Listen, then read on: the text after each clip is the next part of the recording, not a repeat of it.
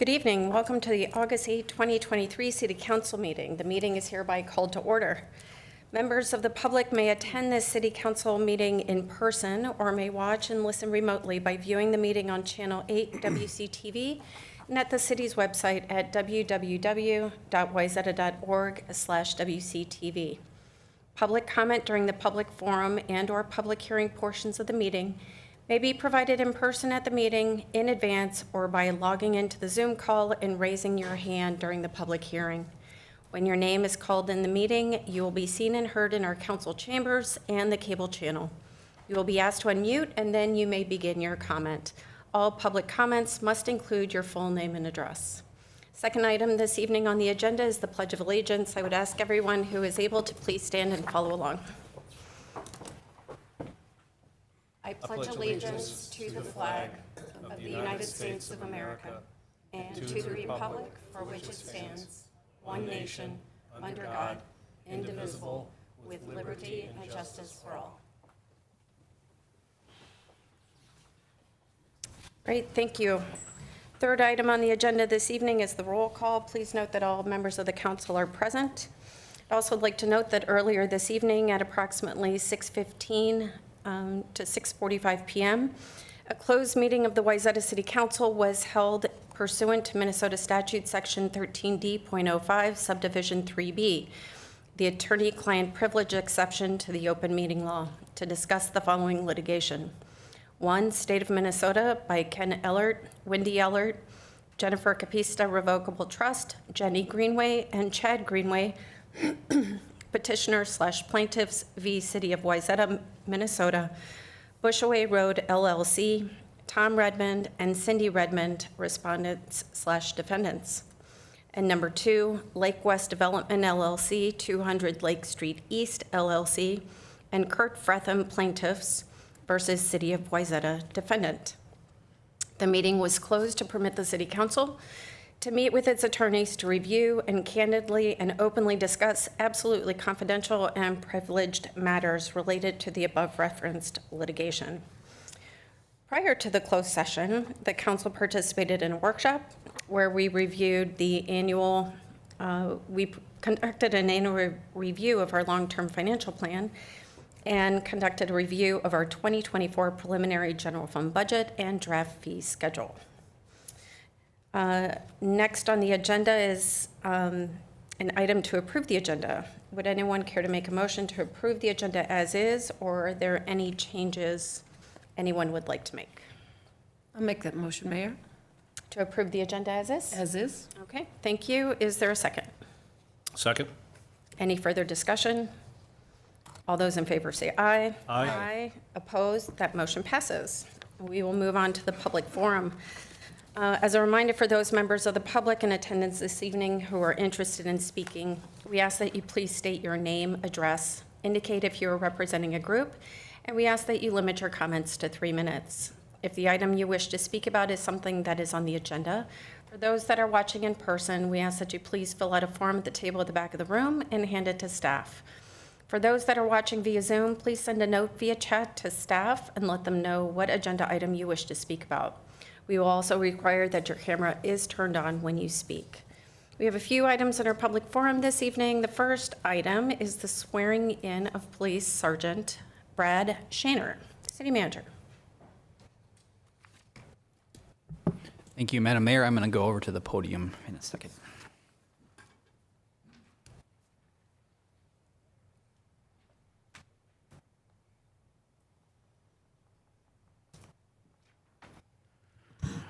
Okay, if I could invite Sergeant Shaner to come forward as well.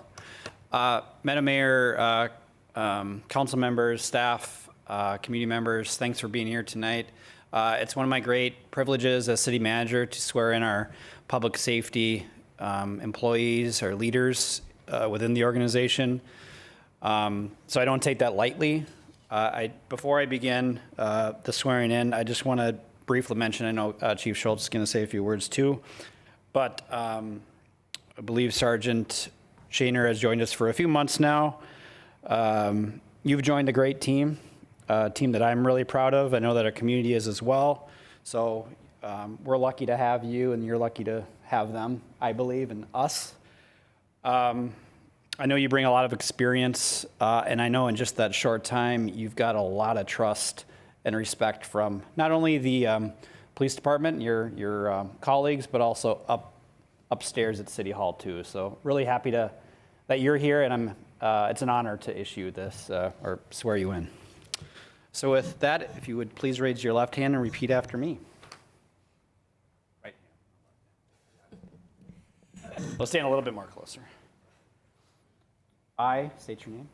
I, Brett Shaner, Do solemnly swear to support the Constitution of the United States, do solemnly swear to support the Constitution of the United States, the Constitution of the State of Minnesota, the Constitution of the State of Minnesota, and to discharge faithfully and to discharge faithfully the duties of the office of police officer the duties of Office of Police Officer of the City of Wayzata, Minnesota, of the City of Wayzata, Minnesota, to the best of my judgment and ability, to the best of my judgment and ability, so help me God. so help me God. Congratulations. Thank you, sir.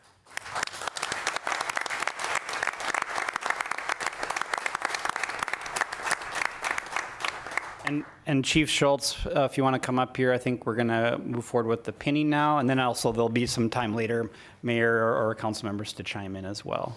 Speak first or pin first? Up to you. Let me speak first.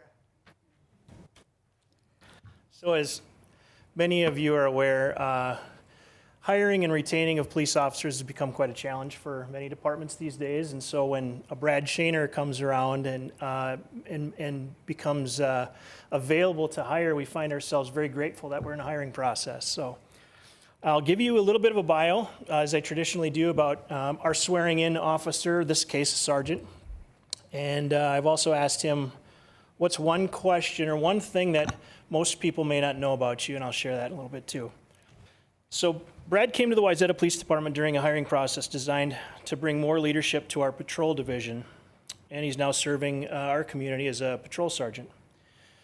A little glimpse into Brad's career. He knew he wanted to be in law enforcement for quite a long time. At a very young age, he admired his grandfather and uncle who were Minnesota State Troopers, and another uncle who was a deputy sheriff.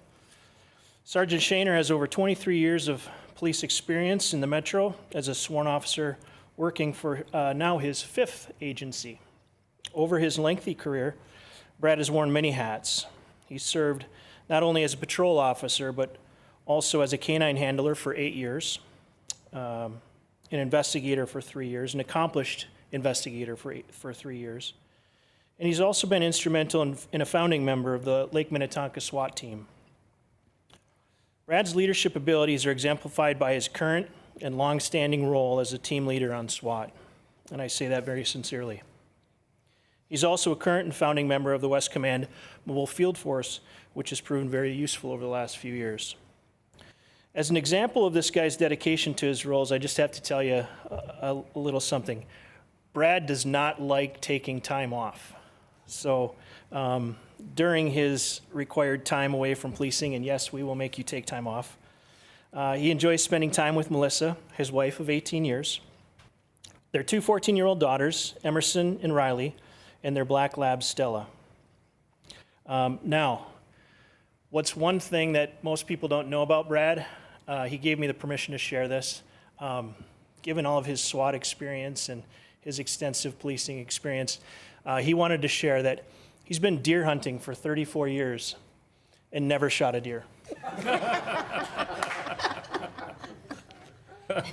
I couldn't be happier to welcome to the Wayzata Police family, Sergeant Brad Shaner.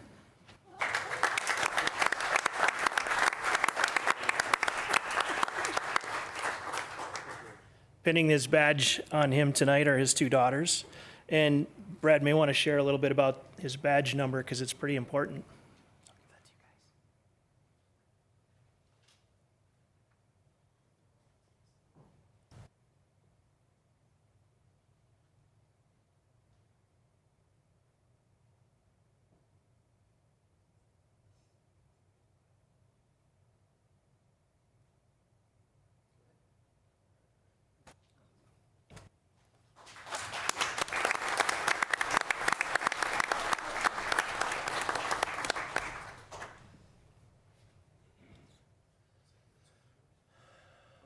Thank you, everybody, for coming. First off, Madam Mayor, City Council, thank you for this incredible opportunity. I have loved my time so far in Wayzata, and am proud to be part of the Wayzata team, so thank you. Police Chief Schultz, Deputy Chief Baker, Sergeants Gerben and Lee, thank you also for the opportunity to come here and be part of the great team that is the Wayzata Police Department. You've made coming here easy, comfortable, and made me feel like part of the team since day one, so thank you for that. The officers of the Wayzata Police Department, my short time working with you, I've been so impressed with your professionalism, your job knowledge, and your incredible work ethic. And I'm very proud to work alongside of you. I have to mention my wife, Melissa, and kids, Emerson and Riley. Thank you for sacrificing all that you have, living with a police officer schedule, and all the time that I've been away. I appreciate you, and thank you for your support. And then finally, I've got to give a special thanks to Sergeant Dan Lee, who spent months and months and months reassuring me that all the talk around the lake area about how great the Wayzata Police Department is and the city of Wayzata, that it was all true, and I owe this all to you, so thank you, Sergeant Dan Lee. I couldn't be more proud to wear this patch and serve this community, so thank you.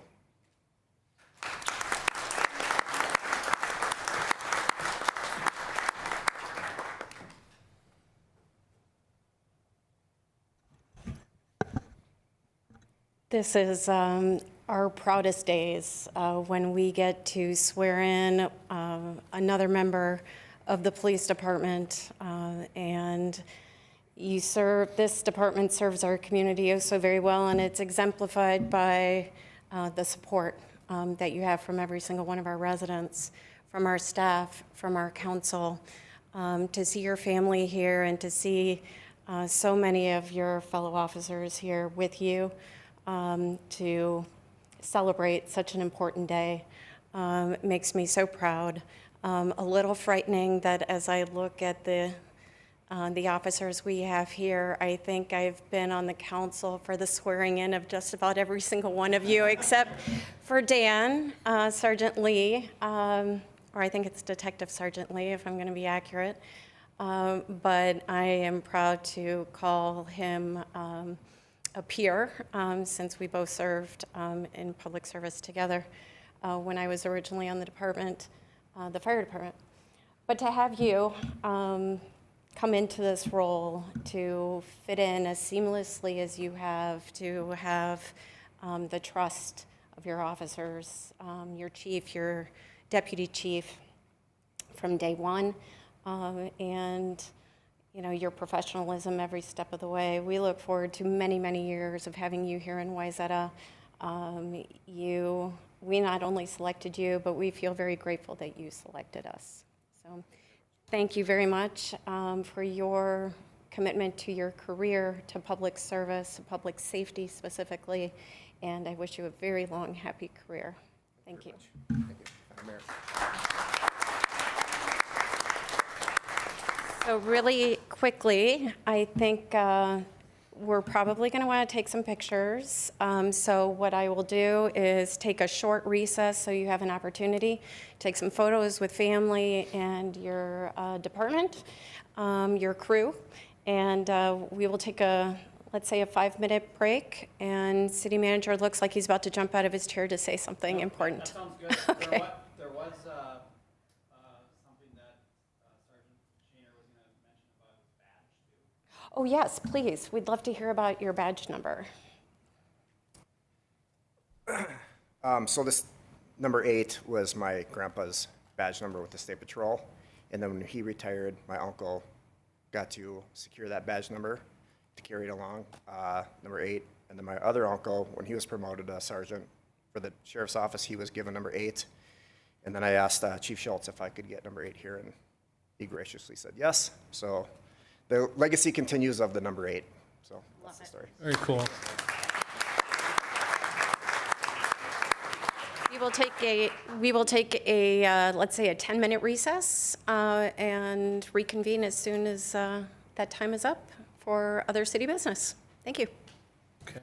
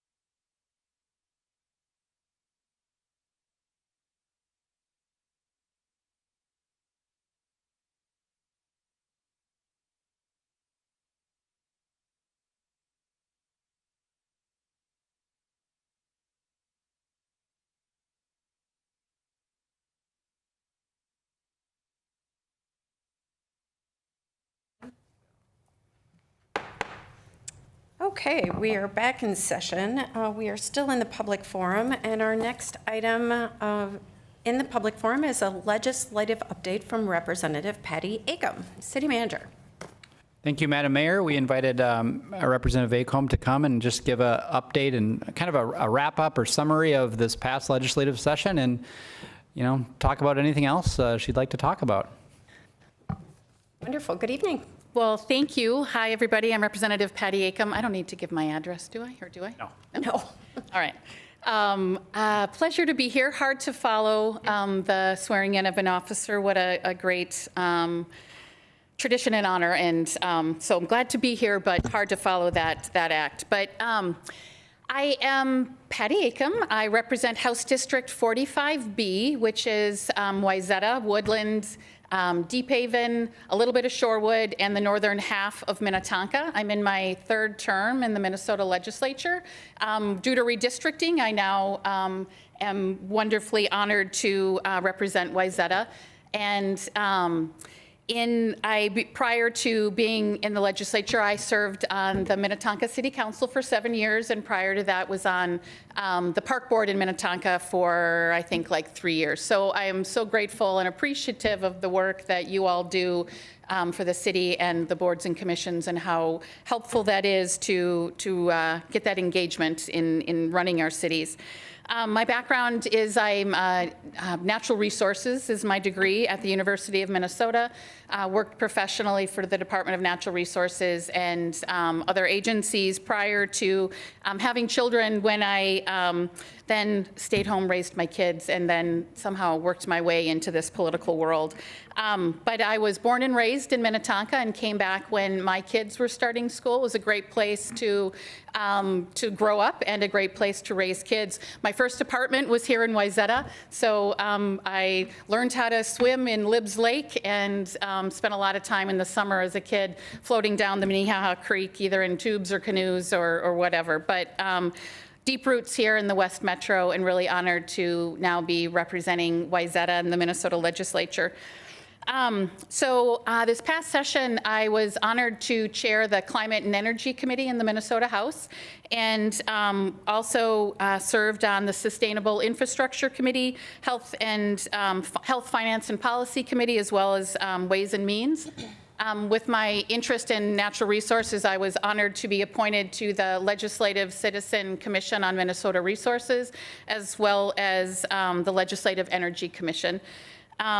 Along with the chairing of my committee this year, I introduced 27 bills in the legislature and passed 20 of them. So had pretty good odds. There were a few that didn't quite make it across the finish line that we're going to work on next year, a couple especially for Wayzata.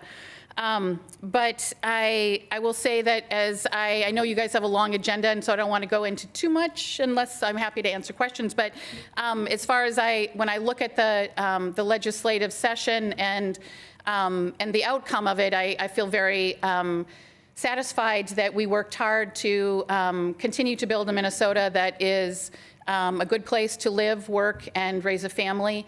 We did a lot of work, especially around education. Our schools have been struggling, and so through the work that we did this year, the Wayzata School District, for example, will get an additional $9 million in 2024, and in 2025, an additional $11 million. And so I think that helping our schools take care of our next generation is a really important aspect of the work we do in the legislature. There were, I will say, as chair of the Climate and Energy Committee, I was very proud to pass early in session the 100% clean energy bill, which will get Minnesota to 100% carbon-free electricity by 2040. And that was great work put together by the utilities, by labor, by environmental groups, and I think it's a really important step in the right direction, especially in addressing climate. We did a lot of really great things around the environment, also around forever chemicals and recognizing the importance of protecting our water. We're a water-rich state in Minnesota, our land of 10,000 lakes, and we need to be ensuring that we're protecting that water, and especially drinking water. And so the work with limiting PFAS is a really important one. We did great things around public safety and around health, and even higher education, ensuring that we are educating the next generation so that they are ready to take over and help fill the many jobs that we need here in Minnesota. And I think we are, continue to benefit from fairly low unemployment, so a strong labor market, and I think there's a lot of things that make Minnesota a very good place for us to live and to work and to raise our families and to recreate, honestly, too. So I'm proud of the work that we've done this session and certainly looking forward to continuing that work. I'm happy to answer any questions. I know you guys have a very long agenda. I will only maybe just say I'm super glad that we were able to get the sales tax exemption for the lakefront development, as well as the LCCMR Environment and Natural Resource Funding for the, again, for the lakefront. So really looking forward to pushing hard for some bonding projects here in Wayzata, and want to make sure that people know that I am accessible and want to be here to help represent you. So please reach out with questions, and if there's ways that me or my office can help, I stand ready. Wonderful. Thank you, Representative Vaco. Questions? Yes, Alex. Yeah, thanks for coming here and briefing us. I've got 3 points to make. Okay. The first will be kudos. I will follow it up with a softball question that may not be that soft, and then a hardball question, if I may. So first, I'd like to say kudos to you for supporting our efforts as a city to get a restaurant and lodging sales tax. That was very important to our city. It didn't prevail, but we do thank you for supporting the effort, and maybe we can prevail in the future. So the softball question is this. Later on in today's agenda, we're going to be addressing 2 things having to do with cannabis, which, by the way, personally, I vehemently disagree with that legislation, but it is what it is now. So my question to you is, will you support a special session to address the issues with that cannabis bill, particularly as it relates to minor possession of cannabis? Well, thank you for the question, and I will say that as I think about the cannabis bill, I am not a person who loves the whole notion of legalization. That comes with a whole lot of concerns. One thing that I pushed for, and I'm glad that was included, was the provisions for local control. I think it's really important for cities to be able to have a say in how many and where, and I pushed hard to ensure that that was included. As far as pushing for a special session, I would have to look into that more. I am not familiar with the specifics regarding what you're referencing, and so happy to learn more about that. I guess I can't say at the moment that I would support or not, but happy to learn more about it. Okay, thank you for that. And then the hardball question is this. The legislature went into session where we had a $17 or $18 billion tax surplus. That is the money that we as taxpayers paid that the state didn't need, but there was a surplus. So I'd like to hear what your thoughts were as to why you supported spending all of that surplus and still putting on top of that a $10 billion income tax increase. Well, I appreciate the question, and I appreciate there's a lot packed in there. As far, I'm going to maybe start at the end and work backwards. As far as the additional taxes, I think maybe what I'll do is come from this point.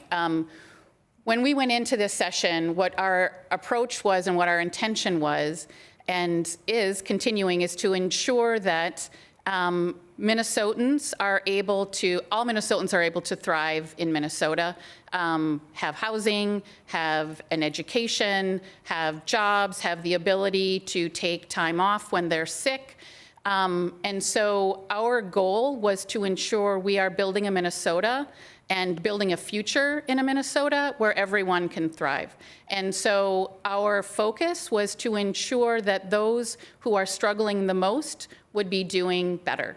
And so you talk about the tax increases, and there were a whole lot of tax cuts for many. And there were tax cuts to Social Security, there's childcare tax cuts or tax credits, a lot of tax breaks and cuts to those people who are struggling the most. And that was the focus of the work this session. And I think we did a good job in providing funds for affordable housing to ensure that people have a roof over their head and children can be not having to worry about where they're going to sleep when they're getting ready for school in the morning. And so there are a lot of needs that we have in our state. I think in the suburbs, sometimes it's easy for us to maybe not always see that. And I think that as we look at all of the needs throughout our state, the budget that we put together and the budget that I supported was one that was really looking to help all Minnesotans to ensure that we could all thrive and there was a future for our state that would keep putting us in the right direction. And I think that's what we did. Thank you. Thank you. Other questions? Go ahead. I want to thank you for your service. It is, we all know, sitting back here tonight, it's not always easy, and the decisions that you have to make are not always easy. So thank you for your commitment, and thank you very much for putting the people that are in need first. I appreciate that. Thank you. Wonderful. Jeff, any questions? No? Thank you. All right. I would like to extend a collective thank you from the city of Wayzata for your support. It was unwavering through the last legislative session, and I know that you worked very hard amongst your colleagues on the floor, and it is very much appreciated. And as you said, we didn't prevail. But there's always next year, and we remain hopeful. I really appreciate, your candor, your accessibility through this whole process, and certainly your commitment to one of your newest districts. So we are very pleased to have you representing us, and I am very grateful for the relationship we've been able to foster, and look forward to many years ahead of working together and partnering. So thank you very much. Thank you for being here this evening and for all the work that you do for us and your entire district. Well, I thank you, and I do stand by. If there's any way I can help, please reach out, and we'll get those passed next year. So Wonderful. Thank you so much. great night. Okay. The last item we have this evening under public forum, unless we have any additional items that have been received from the public, is a recognition of 2022 Growth Award to the City of Wayzata by the Tree City USA program of the Arbor Day Foundation. City Manager. Thank you, Madam Mayor. Bennett Myron, our arborist, is going to talk about this exciting award. Good evening. Good evening. Council, Madam Mayor, thank you for having me tonight. My name is Bennett Myron. I'm the city forester here in Wayzata, and I am pleased to announce that the Arbor Day Foundation has honored this community with the 2022 Tree City USA Growth Award. This city has long been invested in the care and expansion of its canopy, which is why it has been recognized as one of the nation's 3,500 tree cities for the past 12 years now. The Foundation's Growth Award is presented to communities that have surpassed those standards and expectations put in place for the Tree City program. This includes progress in the following areas: building the team, which includes investment in staff education as it relates to arboriculture, something that this organization has always been eager to embrace since I've worked here, which I'm very thankful for.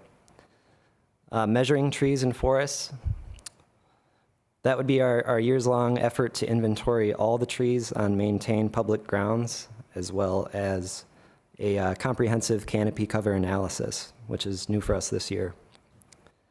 Planning the work, this includes our emerald ash borer management plan, setting tree maintenance priorities, and crafting code.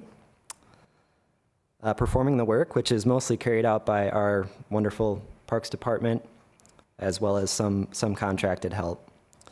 And then finally, the community framework. This is really the most important piece of the puzzle in my view. Our community participates in a variety of tree-related events and activities, and it's fantastic. But what I really enjoy is getting those calls to visit people's homes and look at their trees and talk about how we could do things better, because our trees and their trees, the public and private trees, are all connected, and most cities aren't able to bridge that gap as well as we do. With the enthusiastic support of this council, city staff, our community's residents, and public grant dollars, we have made great strides in each of these areas I've described.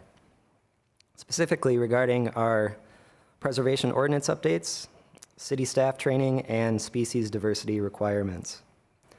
I want to personally thank this council for embracing these types of forward-thinking initiatives. There is always more work to be done, but this type of recognition serves as a reminder that our efforts don't go unnoticed. So thank you.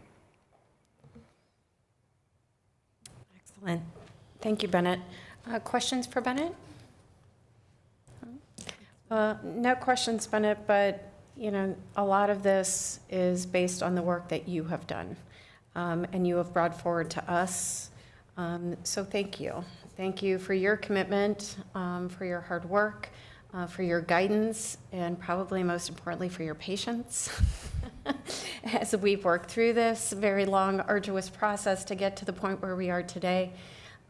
It's been a lot of twists and turns, but I do believe that it is best for the long-term health and vitality of our trees, and ultimately our community by preserving our trees. So thank you for everything you're doing, and this award is really your award. You deserve this because of all of your hard work, so thank you. Thank you, Mayor. It's been my pleasure. Madam Mayor? Yes. Two quick things. One is we do have some hardware. Bennett, if you want to show the actual award itself. And I referred to Bennett as our arborist. He correctly said he's our city forester, who is actually a certified arborist. So he's not one or the other, he's both, which is pretty impressive. It is very impressive. Okay, so hold it up so that Fred can get a close-up on camera. There we go. Just hold still right in front of you. There you go. All right, hold on. He's zooming in. Okay, there you go. He's zooming. All right. We're good. We're good. Very good. Did they get you a? Thank Did you you, get a guys. T-shirt too? It's a flag, so I'm hoping we're going to add a fourth flagpole just for the Tree City flag. We'll see. I love it. Yeah, you, wonderful. Well, thank you, Bennett. Really appreciate it. All right. City Manager, do we have any remote comments? Madam Mayor, we do not. Okay. All right, then we will move on. And our next item, number 6, is regarding new agenda items. Council, do any of you have any new agenda items for a future meeting? Yes, Alex. I think I may have stated this once before, but I just don't want the city to forget, which is I would like to propose that we as a council put together a public art commission of some sort at some point. I think I've got one of the members of the potential commission in the audience here. So we can take a look at places where we can put public art and make this a city that's even better than it is now. Cool. Yeah. We did talk about that. It's in our comprehensive plan. Where does that, do we have to wait for a strategic plan? We do have to wait. The good thing is we're only going to wait for like a week because we're going to have our strategic planning session very It was shortly. a timely reminder. It was very timely. I Very appreciate timely that. reminder. All right. Yes, we did talk about it. Fantastic. All right. Anybody else? No? Okay, then we will move on to the consent agenda, and this evening on our consent agenda, we have the approval of the City Council workshop and regular meeting minutes of July 18, 2023, approval of check register, approval of municipal licenses, approval of the 2022 to 2023 community room and studio license agreements with the Wayzata School District number 284, approval of participation in the Minnesota Department of Public Safety Division of Vehicle Services Self-Service Kiosk Revenue Sharing Program, and authorize City of Wayzata Motor Vehicle Manager to execute the attestation annually. And then, lastly, consider approval of first reading of ordinance 827, amending City Code Section 311 and the city policy pertaining to boat slips. Council, any questions on consent agenda items? No? No. All right. Well then, would someone care to make a motion to approve the consent agenda as presented? So moved. And a second? Second. Any further discussion? All those in favor say aye. Aye. Opposed? That motion passes, and we will move on to new business. First item under new business is to consider adoption of Resolution 42-2023, accepting a Panaway donation of $500,000 from Jennifer Z. Roth, and approving the naming, dedication, and signage for Panaway Lake Walk. City Manager. Thank you, Madam Mayor. This is an awesome and exciting agenda item, and Community Development Director Gellner is going to walk us through it. Thank you, Mayor and Council. We established a policy on naming and dedicating city-owned land and facilities in March of 2021. This allows requests to be made to the City Council and provides a clear process for reviewing and approving requests. It also provides standards for signage and other visual aspects, and then opportunities for valuable public and private support for our city projects and spaces. The guiding principles in this policy point out that the City Council has sole authority to approve installations or to name or rename facilities, and that the city's general policy is to retain existing names, particularly if it has regional significance. We last went through this when we decided to rename the boardwalk to the Lake Walk with Panaway. Also, a donation shall not create an obligation for the city to name a facility after a donor, and that the cost of the signage will be borne by the donor or the organization sponsoring the request. Tonight, we have a presentation, a very brief one, from the Wayzata Conservancy, from our chair and executive director, a $500,000 donation proposal from Jennifer Z. Roth. And in page 74 of your agenda packet is a biography of Gunther Raymond Roth as well. So, Mayor, I'll invite the Conservancy forward at this time. Great, thank you.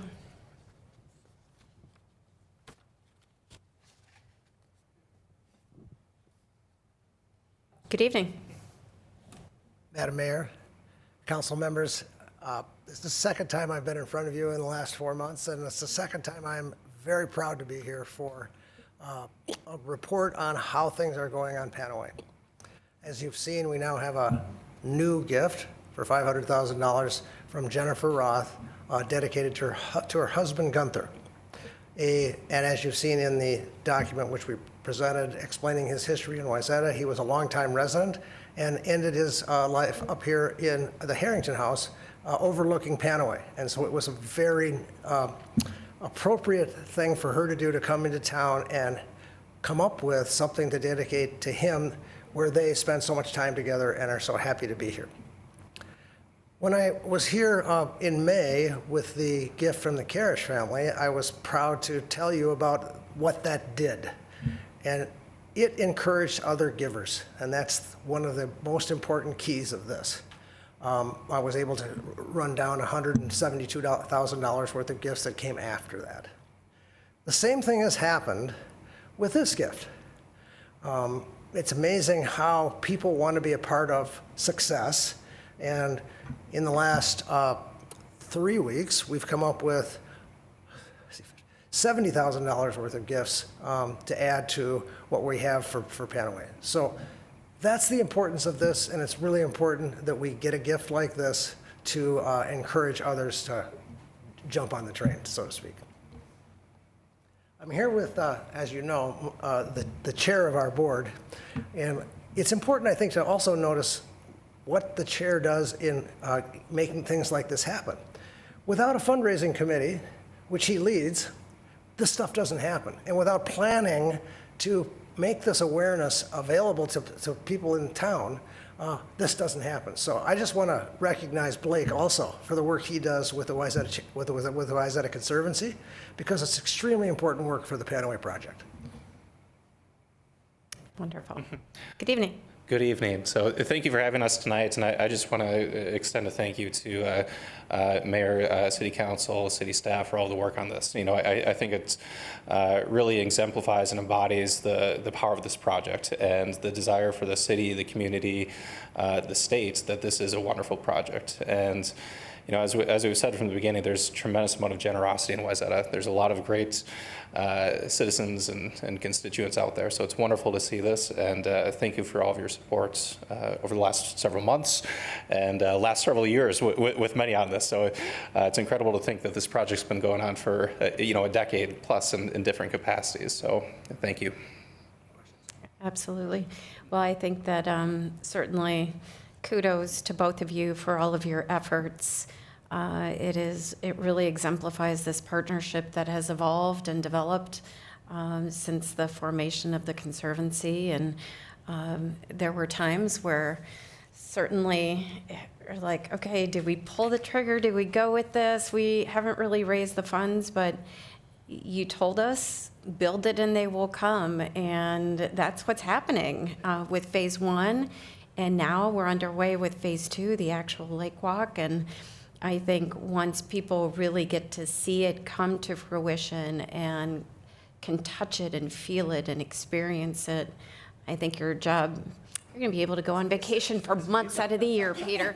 You won't need to raise a dime. But please, no, I'm not trying to discourage anybody from donating. Please call Peter. But no, thank you so much for your perseverance. I'm sure it's not easy to just keep beating that drum, but both of you continue to do that as well as the rest of the Conservancy, and we are very appreciative.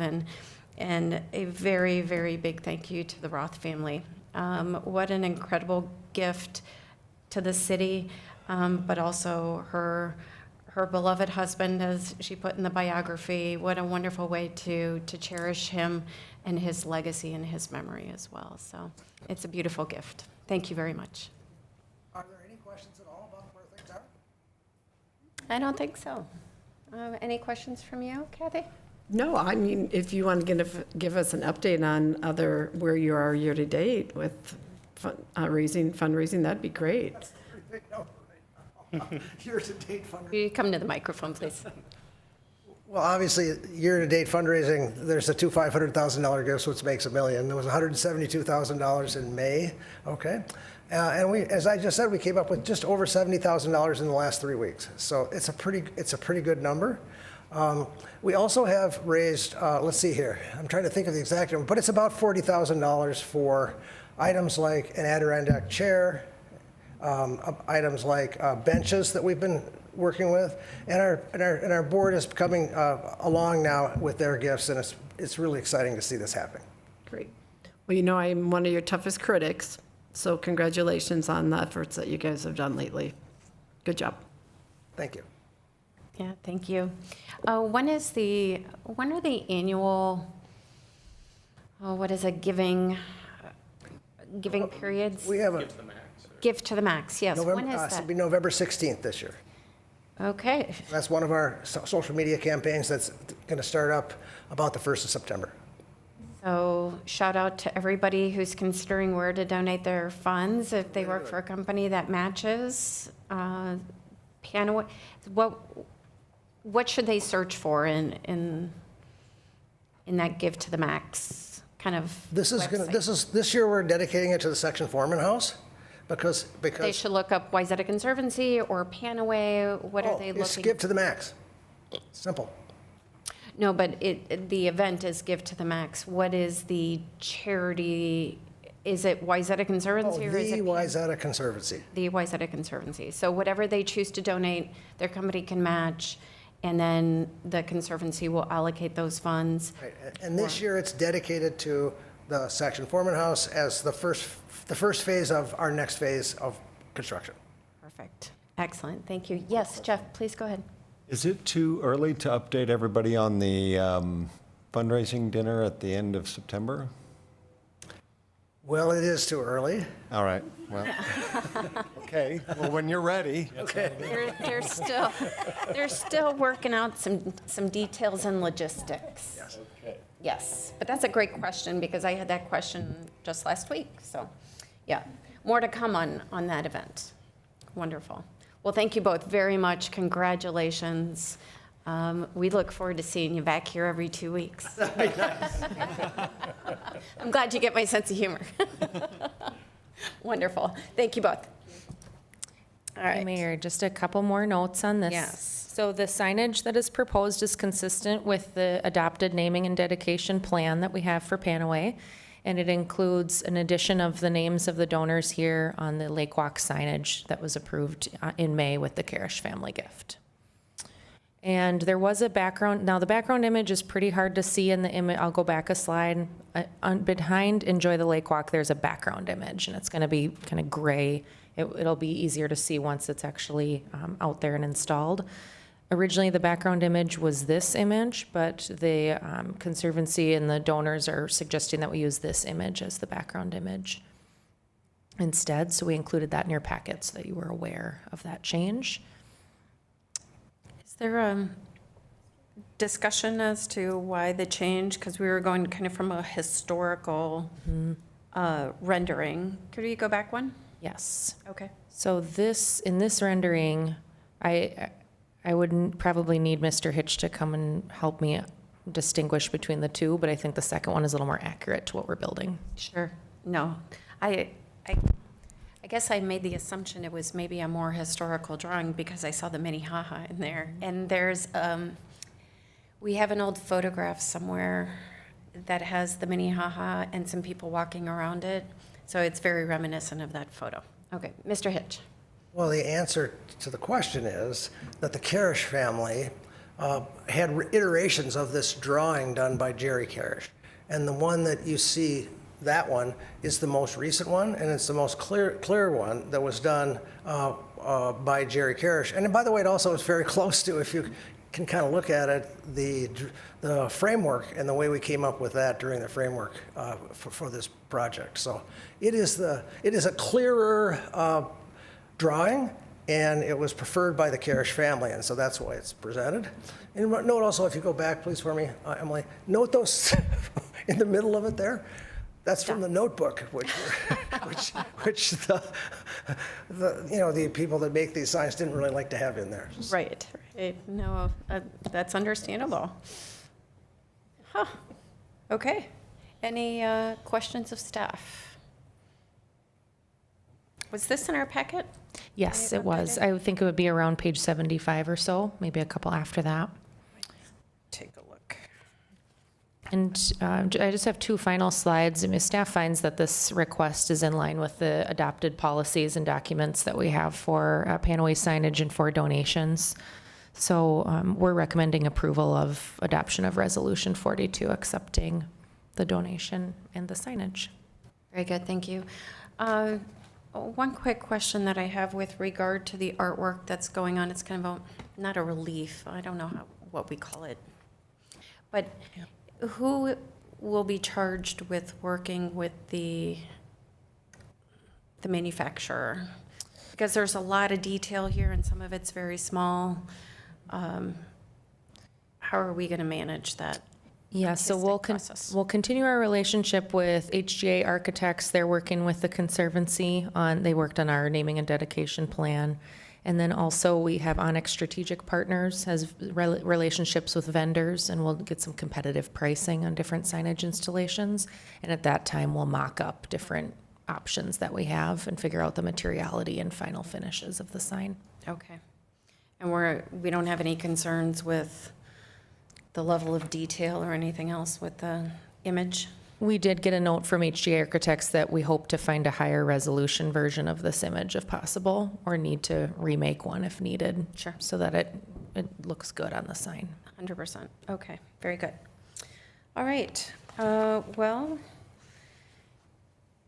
The last item we have to address for this is a motion to adopt Resolution 42-2023, accepting a Panaway donation of $500,000 from Jennifer Z. Roth and approving naming, dedication, and signage for Panaway Lake Walk. Would someone care to make that motion? So moved, Madam Mayor. Second. A motion's been first and seconded. Any further discussion? All those in favor say aye. Aye. Aye. Oppose? The motion passes. Move on to the next item, item 8B, which is to consider adoption of Resolution 43-2023, approving impervious surface variance and parking area setback variance at 138 Huntington Avenue South. City Manager. Thank you, Madam Mayor. Assistant Planner Val Quarles is going to walk us through this one. Wonderful. Good evening.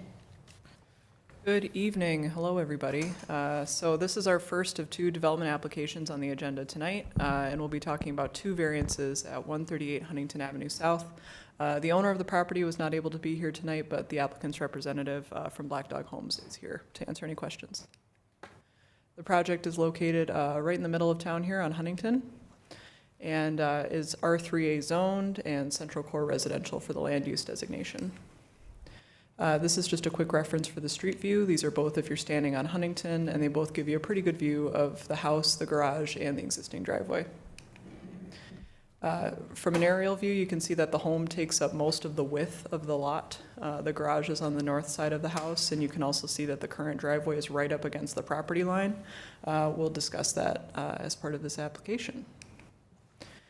The lot is undersized for the R3A zoning district. We do require 9,000 square feet for any new lots, and this one sits under at about 7,800. The current home is historic. It was built in 1920, but has had some additions over the years. The current home doesn't conform to the 10-foot side yard setback that we ask for new homes in R3A, and the current driveway doesn't conform to the 10-foot driveway setback that we require for homes in all zoning districts. The current driveway also contributes to a hardcover amount that is over our 35% limit. It's about 6% over. We do think that the driveway was probably paved, we think sometime in 2012 without considering hardcover limitations. I consider this pretty much an honest mistake. Most people don't come to the city and ask if they can pave their driveway. But when it became asphalt, we do consider it hardcover, and that is a nonconformity under our code.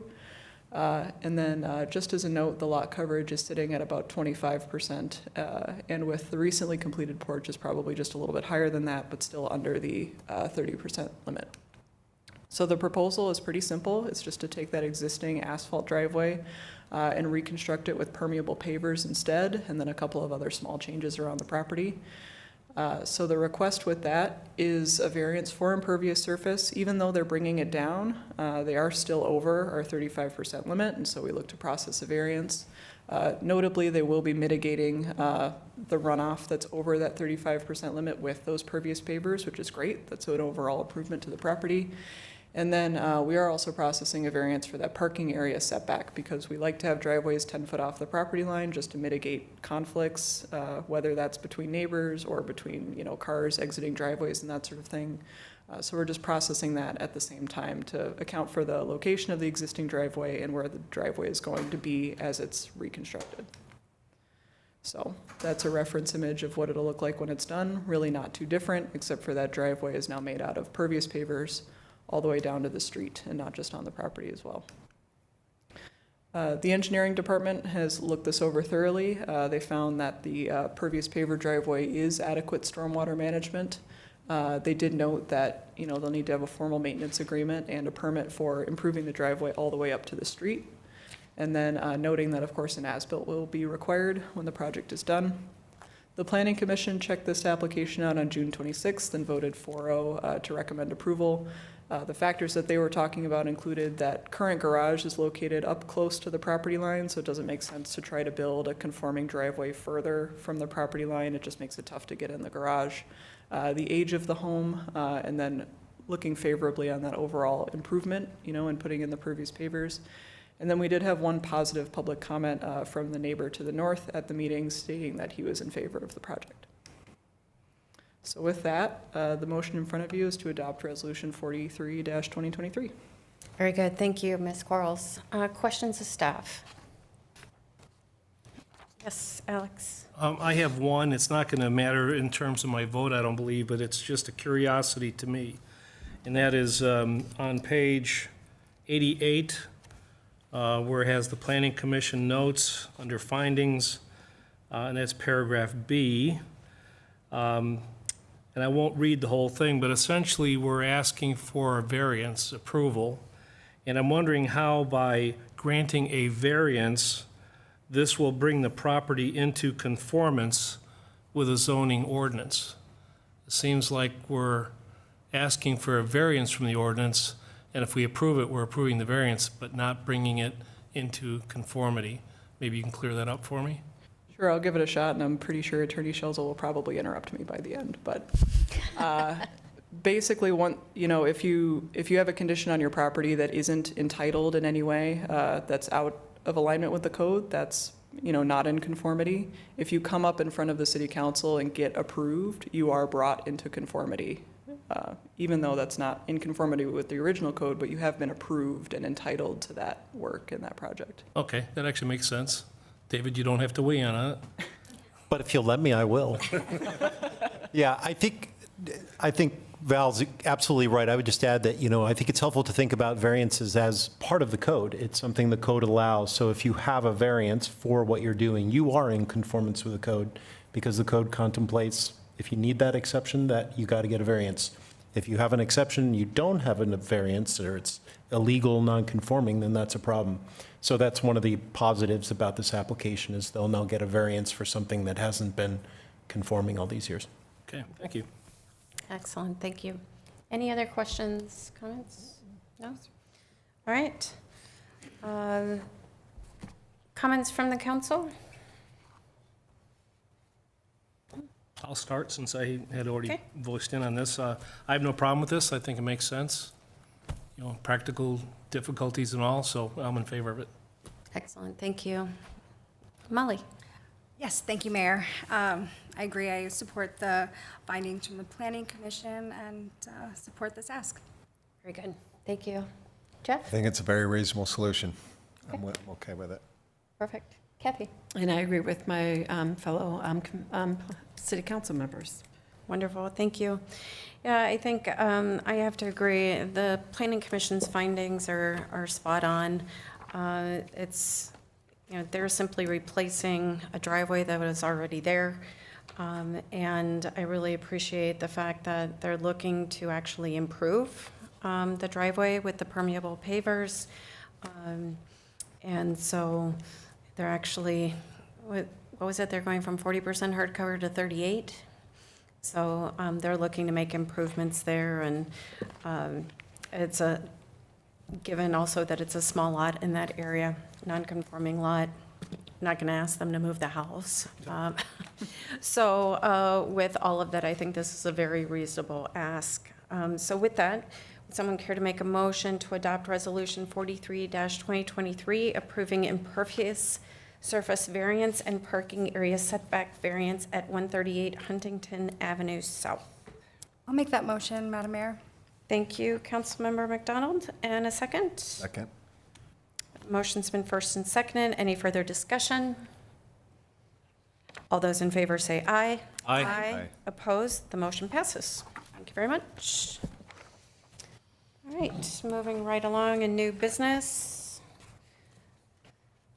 Item C is for us to consider, well, let me make sure.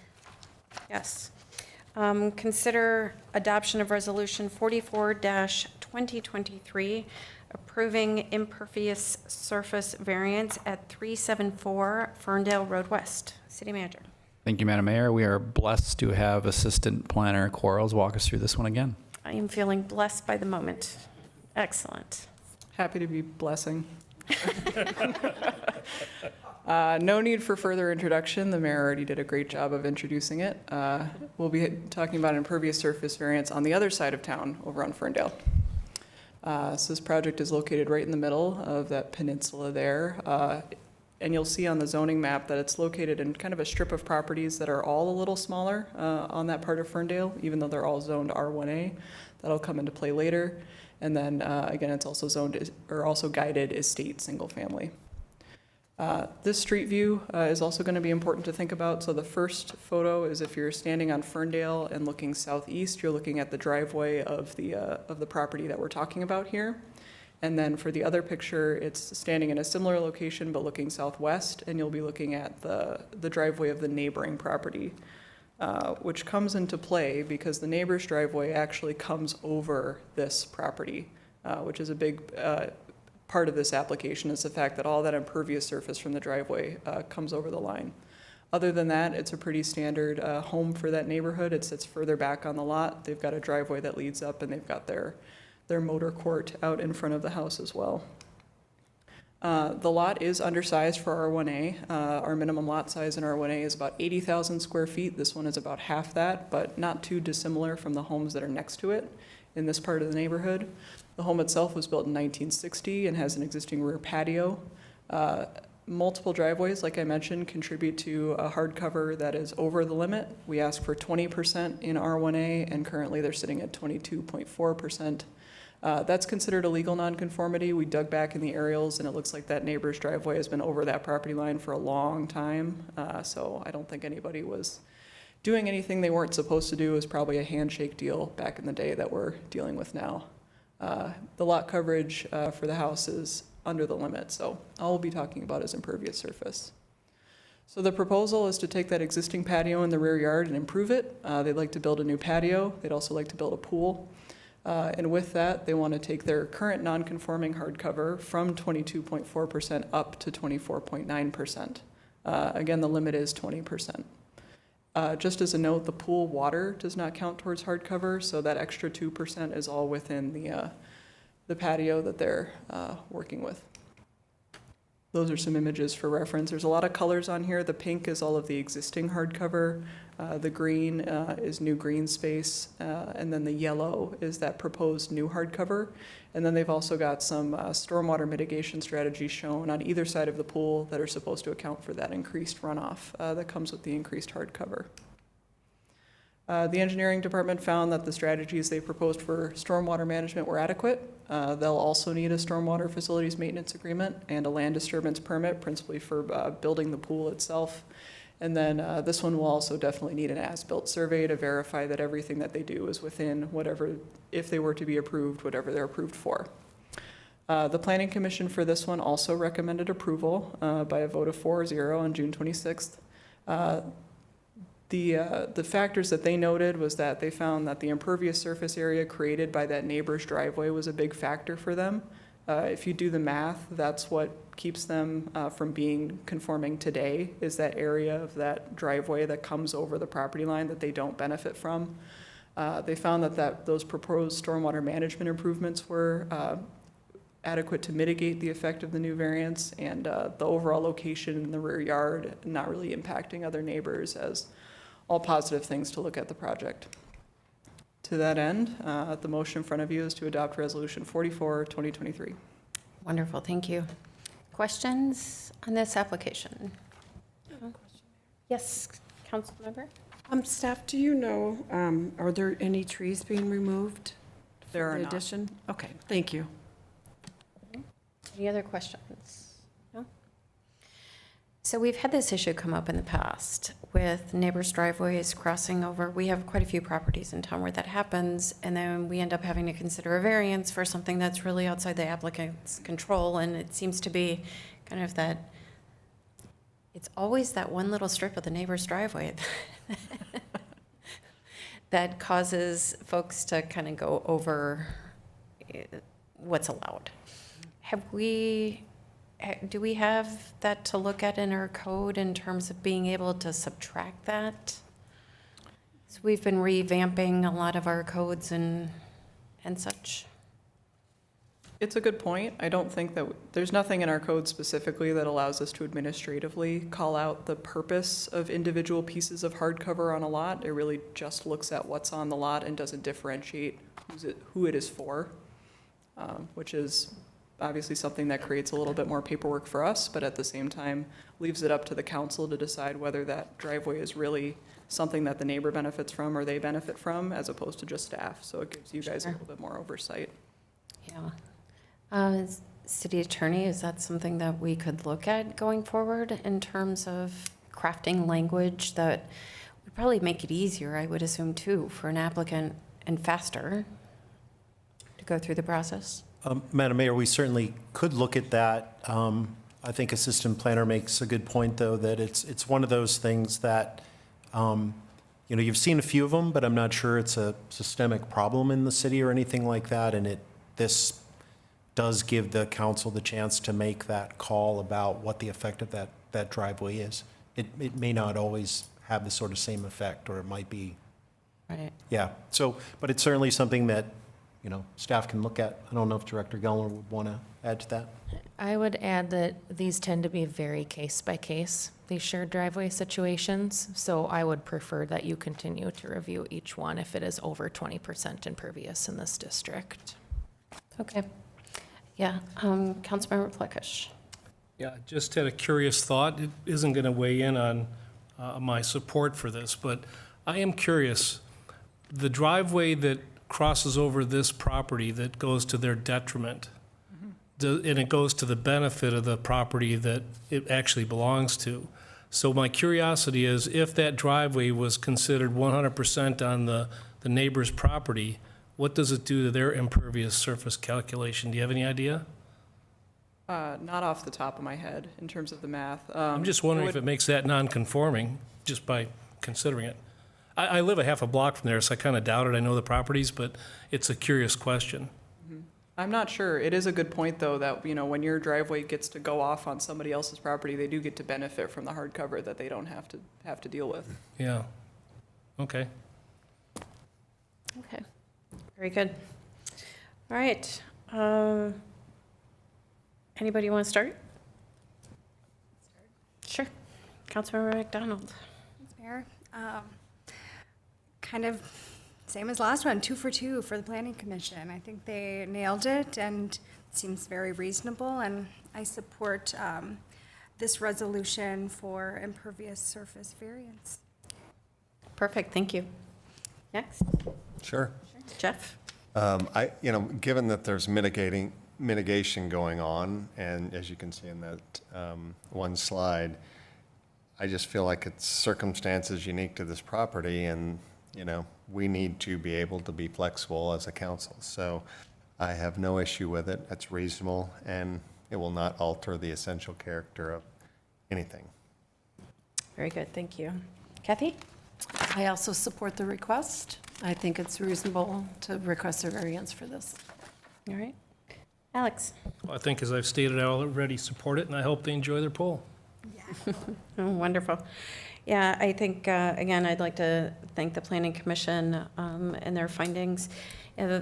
Between the mitigation efforts and the neighbor's driveway that's adversely impacting them in this moment with regard to the hardcover percentage, I see this as being a very reasonable request.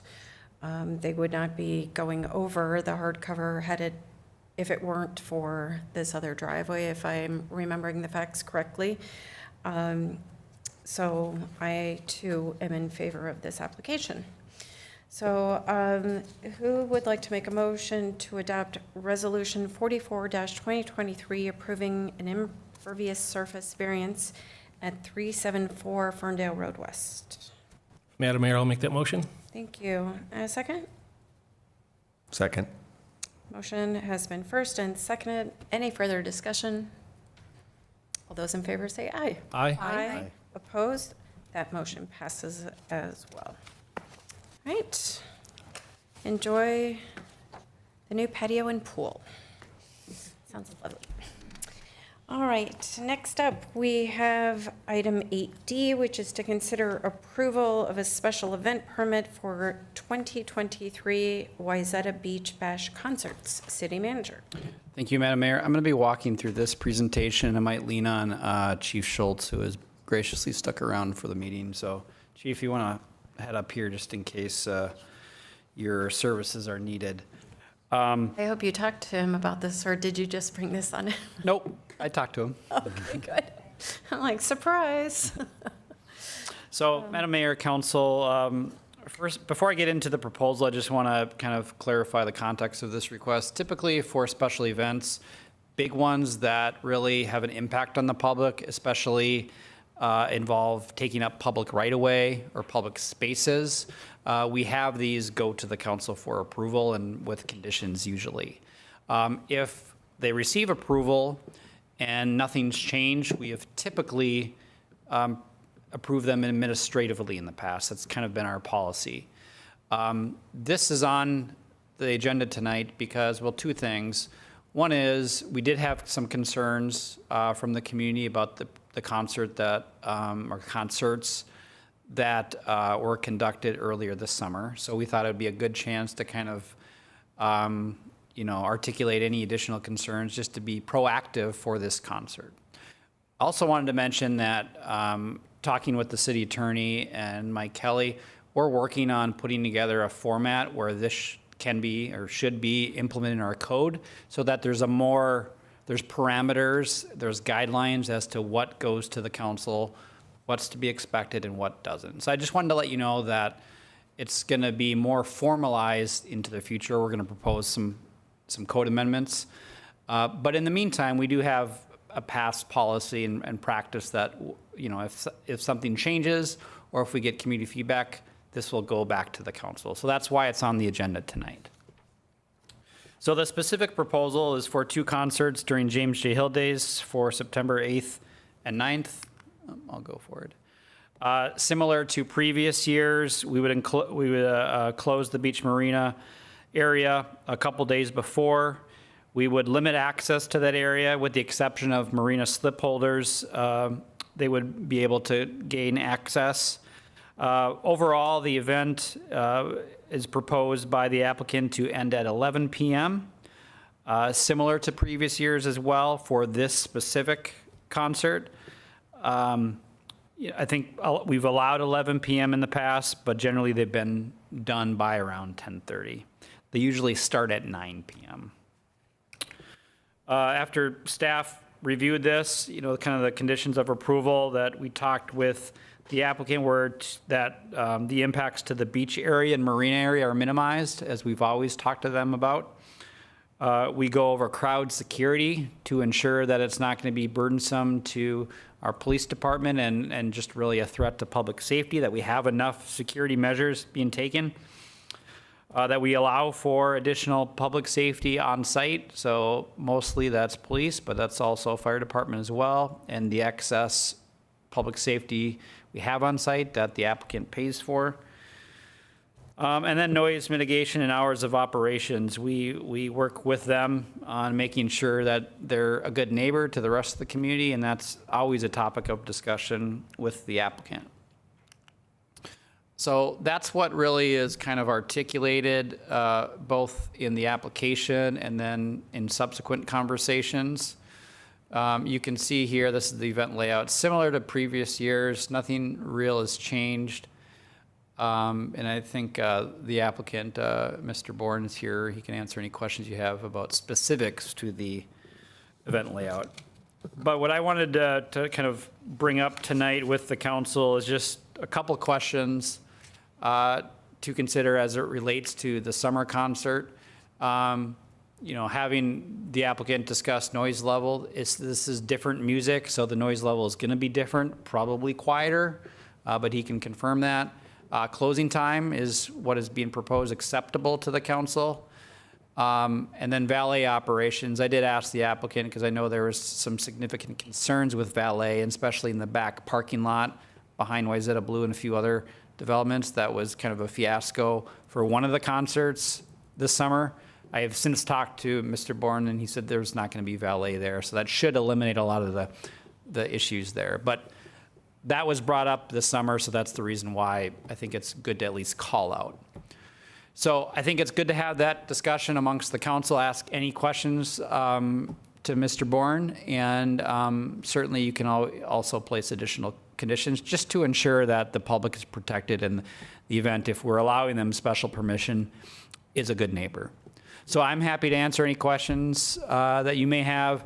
Chief Schultz has been working with the applicant more directly than I have, so can comment on security and some of the other things. And Mr. Bourne is here to answer any of your questions as well. Okay, great, thank you. Questions of staff? Yes, Alex. I have two questions. I have two questions. One is, have we gotten any feedback from the neighbors immediately to the west that are closest to this venue about this particular concert? Councilmember Plekish, Madam Mayor, my recollection from the neighbors immediately to the west on Grove Lane, I think you're Right, yeah. that they're supportive and they've been a fan of the concerts. Okay, and my next question is, have we approved an 11 p.m. closing time for any of these concerts in the past? Councilmember Plekish, I do believe we have. I'd have to go back specifically, but my understanding after talking with Director Kelly, what they're asking for this year is similar to what we've approved in the past, an exception to our 10 o'clock typical noise ordinance. Okay, thanks. Okay, other questions? Yes, Kathy. Do you, have you had a conversation with Rick specifically about where the valet loading area will be? There's no valet, he said. So there's no valet at all? What about Ubers? Where are Uber drivers going to pick people up? Great questions. I think maybe Chief Schultz can chime in with what he knows about that, and then maybe we can bring Mr. Bourne up too. Councilmember Iverson, that's a great question. It's one of the things that we had put in a plan to talk with both the chamber and the RBA about for the event in combination. We did run into a few problems with Uber drivers, primarily because Lake Street at Berry Avenue was sort of a transition between Friday and Saturday. At one point it was open, one point it wasn't. And so this particular event may lend a different perspective on Lake Street because the carnival typically takes up that area and it's not accessible. But it is something that we're going to try to work on with a designated driver area. I mean, I think that would solve a lot of the feedback that we heard. I don't know if the TCF parking lot's available or some other private properties that are down farther, if you could have discussions with them about, but I think that would go a long ways if there's a very specified area for people. And are we seeing an increase in bathrooms around? That was also a kind of a high complaint about people urinated in undesignated areas. Yeah, I'll just say, Councilmember Iverson, I think Mr. Bourne can answer that question, but I don't know if having enough bathrooms on site there was the issue. I think it was just once they got off site, they were impatient. I would probably agree with that, but I thought I'd ask the question. Thank you. Jeff? Have we been discussing in the past ever decibel level, and is there a proper way to measure that? And I know that, our friends in Deep Haven could hear it very well in June. So is a country concert something that has less decibels? Good question. We've discussed that. We think it's going to be less of an issue this time around for this type of music, but we haven't really pinpointed a good way to measure where we should measure what's acceptable, what's not. I know there's some language in our code and we don't have an actual tool for that as well. But I would suggest that if this concert, we get similar complaints, there's an issue that's something we need to prioritize in terms of looking into to ensure that, concerts don't reach that maximum and that there's some, consequences if they do.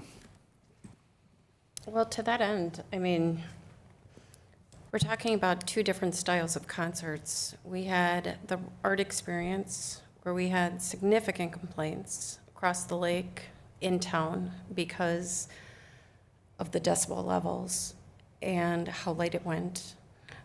And I think the lateness of it was really compounded by the extreme decibel level. But we shouldn't forget that you go back through my emails. I did receive emails and phone calls last year, and I think last year was Brantley Gilbert, which I don't know what, and I'm going to sound ignorant here. I think it's kind of like a country rock.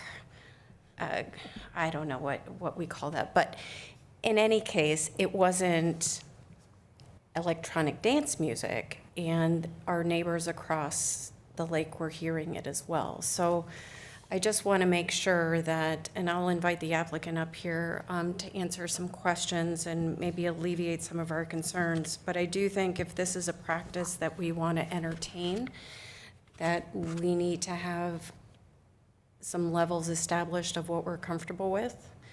I don't want, yet another concert where we're upsetting not only our residents, but our neighbors.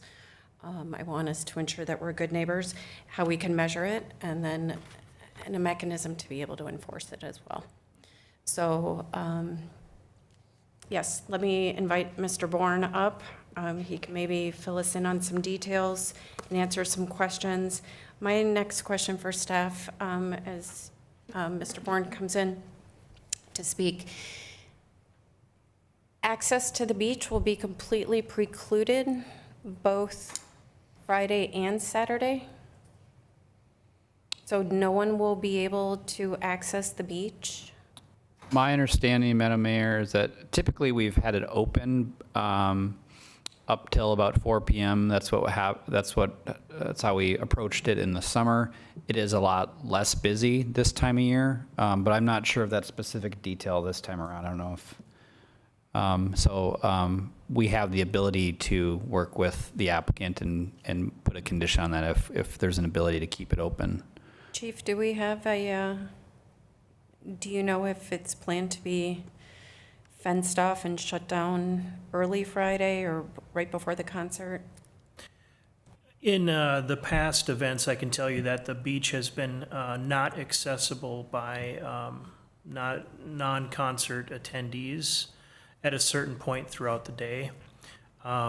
And with just the security, and maybe Mr. Bourne can talk more to this, but with the security that's going to be stationed on the beach would essentially be accessible by concert goers, but not by non-attendees of the concert, the general public. Okay. During the concert. During the concert, but would residents have access to the beach prior to the concert? I have not seen the special event permit application, so I don't know what Director Kelly and Mr. Bourne have talked about on that, but maybe you can speak to that. Sure. Thank you. Mayor? Yes. Give you a little insight of my personal experience from last time. I went down there in the morning on a walk, and the security guards pushed me to go around Grove Lane. Okay. So walk around, go through Shaver Park. This was last James J. Hill days? This was last during the art experience. Okay. So I don't know if that's helpful or not, but I was given good information and got myself to the beach. Oh, so you had to go around to Ferndale to access the beach? Okay, very good. But you could access it? Yeah. Okay, excellent, thank you. Good evening. Hi, Introduce yourself with your name and address, please. my name is Rick Bourne. I live on North Shore Drive in Orono, and I own the Minnetonka Boatworks building, the site of this proposed concert. Okay. So if I could just kind of address some of these issues that I've heard, I think that hopefully that will bring some clarity to some of the questions. What we are proposing is essentially 100% the same thing we've done for 11 years. It hasn't changed. Well, it's evolved over those 11 years. We are anticipating, closing at the same time, beach being accessible. The beach should have been accessible. That might have been a problem with our security teams at certain times, but the intent is for the beach to be available on Thursday, Friday, Saturday, during the day and shut off at 4 o'clock in the afternoon as we transform the venue to a venue. The parking lot, there's no parking there.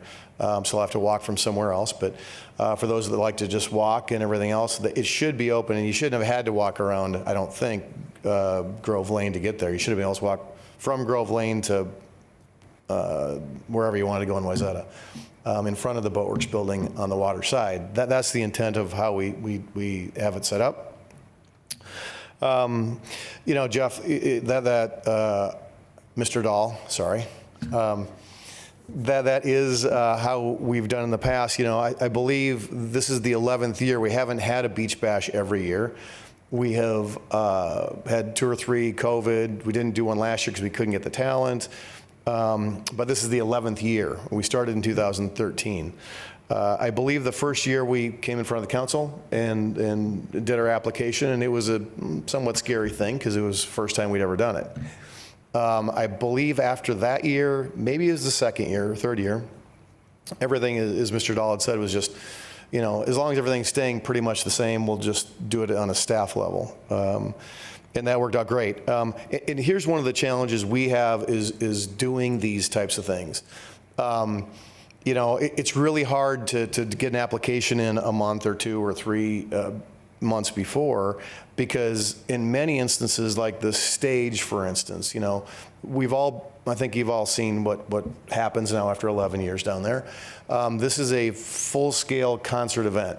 The stage is exceptionally expensive, complicated to put up, and expensive to rent. And we've got to book it way in advance because they're used virtually every weekend in the summers in the Midwest, and there's, you know, limitations on that. And then there's the talent.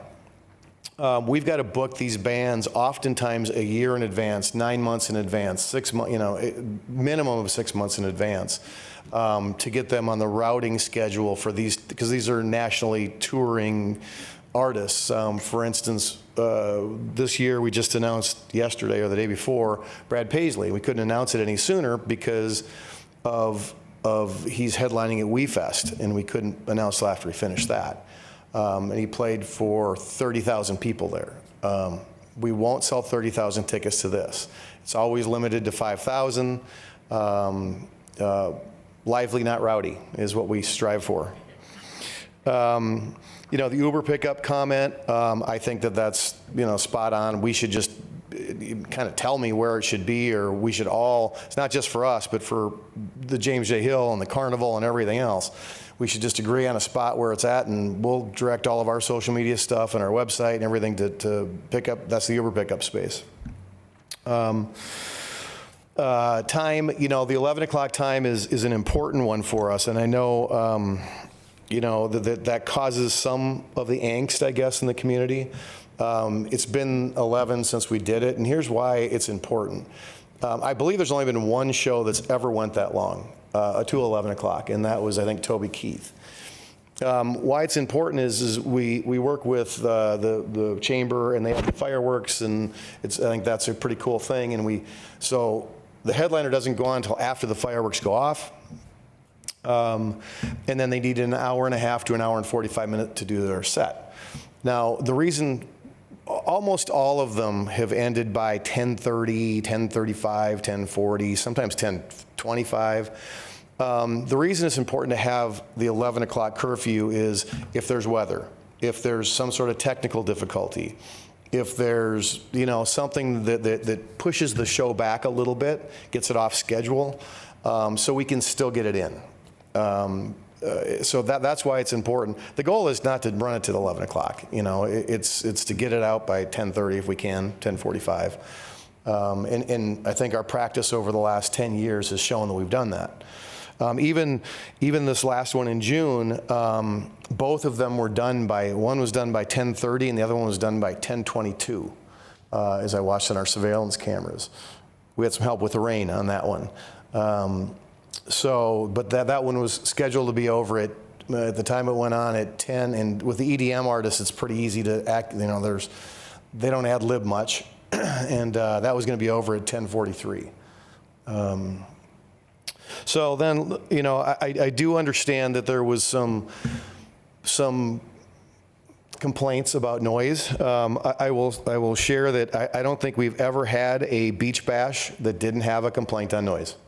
somewhere along the way. I joked, I think, with the council at the last workshop, one of the complaints we got one year was the sound wasn't good enough out on the lake, So we've had them on both ends of the spectrum on that.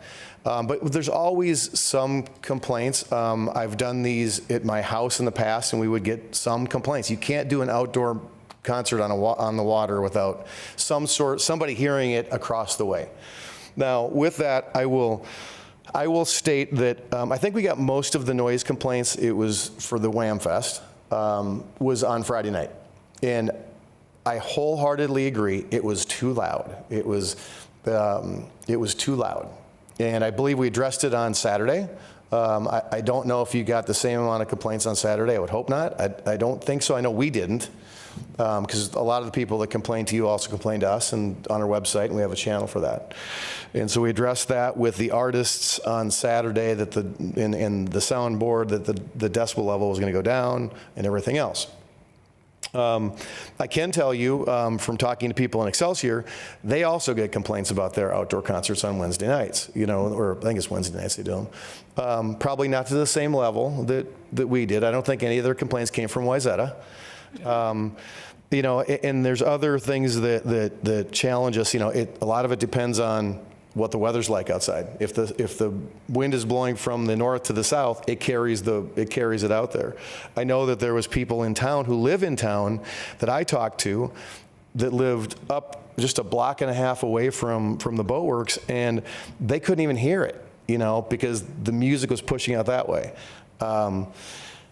So I'll try to keep it just on the Beach Bash right now. But the Beach Bash, the sound level will be less than certainly Friday night and probably Saturday night at Wham Fest as well. There will be points when it's louder. Some songs are loud, some songs are ballads. There's time in between songs where the artists are just talking. I would be shocked if we have any more noise. In these two artists we have booked for this year's event are not known to be rowdy country guys.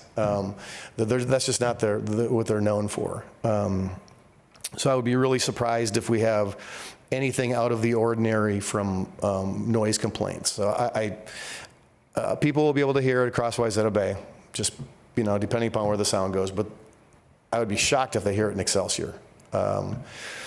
So that's kind of that. We'll work within that. I think, at least from my perspective in the history of this, I think the noise complaints have been reasonable and manageable, where they haven't, there's been a dozen, that we've had. There haven't been 100, and I don't think there was even 100 for Wham Fest. I think there was some people who were very angry, and rightfully so. I get that, and part of it was, in that instance, was the bass. One was the sound going south to Excelsior and I guess Victoria and Eden Prairie. But the bass going backwards was a very reasonable thing. Now, the good news for the Beach Bash is we're going to have a carnival that will be making its own noise and buffering the noise going backwards. So there's always a silver lining, isn't there? Yeah, there is. There is. So any real noise problems you can talk to the chamber about. So, well, I'd like to bring it to the council with any questions they may have directly for you. Sure. Anything? I don't know. No. I have one. Yes, Jeff.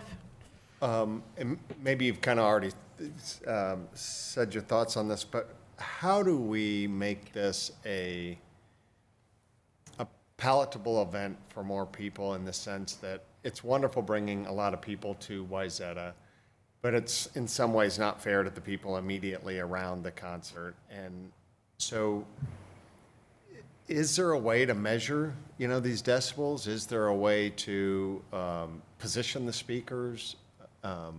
I don't know if there's other ways we can kind of mitigate the impact of these events. Yeah, and it's a reasonable request. There's one way that I learned a long time ago to mitigate the challenges: give those people free tickets to come, because if they're in there, they're not at home complaining about trying to watch CSI and they can't hear it.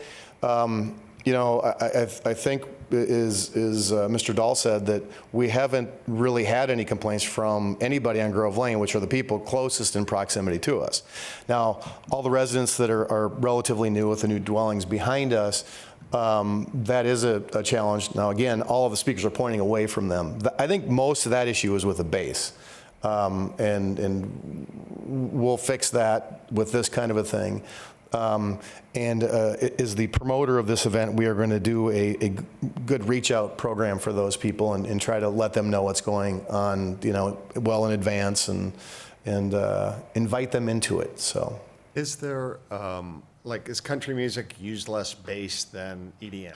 Yes. Something like that. Or just wondering if we can pick and choose the talent in a way that is more conducive to our town. Yeah, sure. Country music still, it's a full-blown concert. This is a professional, the same thing you'd see at the fair or at, any kind of an outdoor event. And so it's going to be loud. But yes, the sub-bass stuff can be worked on. There will be points in time on Brad Paisley or Brantley Gilbert or anybody else where all of a sudden there's a big bass note hit. But I will tell you, it'll be less than there is on EDM shows or, Metallica or somebody like that. But I will say this: the WhamFest thing, we've never had as many positive comments. I know there was negative ones. We've never had as many positive comments on any event we've done that we've had from that, both verbally, written. I think the city got many, they weren't even people that I told to do it. They were actually people I don't even know, which was nice. Might be the case. Yeah, no, it was interesting. They weren't my children. And I think, in talking to all of both security and officers, they were pretty easy. They were polite. They weren't real rowdy. So I think that was, and I talked to all the vendors on Sunday as well. So I don't want to do, this is both nights this year is country. Usually we do a country night and a rock night. We just couldn't get any rock talent to come this time. So I would like it to be open to discussion. But one of the things that I'm going to ask, I guess, at some point, staff or council, is maybe that I'm hoping that we can get this approved for 1 month from now. Otherwise, I've got a whole bunch of backing out of stuff to do, but that's my problem.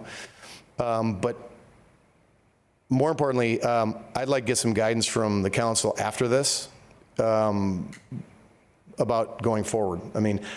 If you all decide that this is not a good thing for the community, I'm fine stopping doing it. I don't need to keep doing this. This is not my livelihood. It's kind of a side gig that I personally enjoy most of the time. And I think the community does too. But if it's something that you don't think is good going forward, I guess what I'd ask is tell me that in September, the end of September this year, and then we just won't do it. That's okay. But it's really hard to not know if we can do it. I guess I've been probably assuming that we're going to get approval to do this every year because we've had approval for 10 years.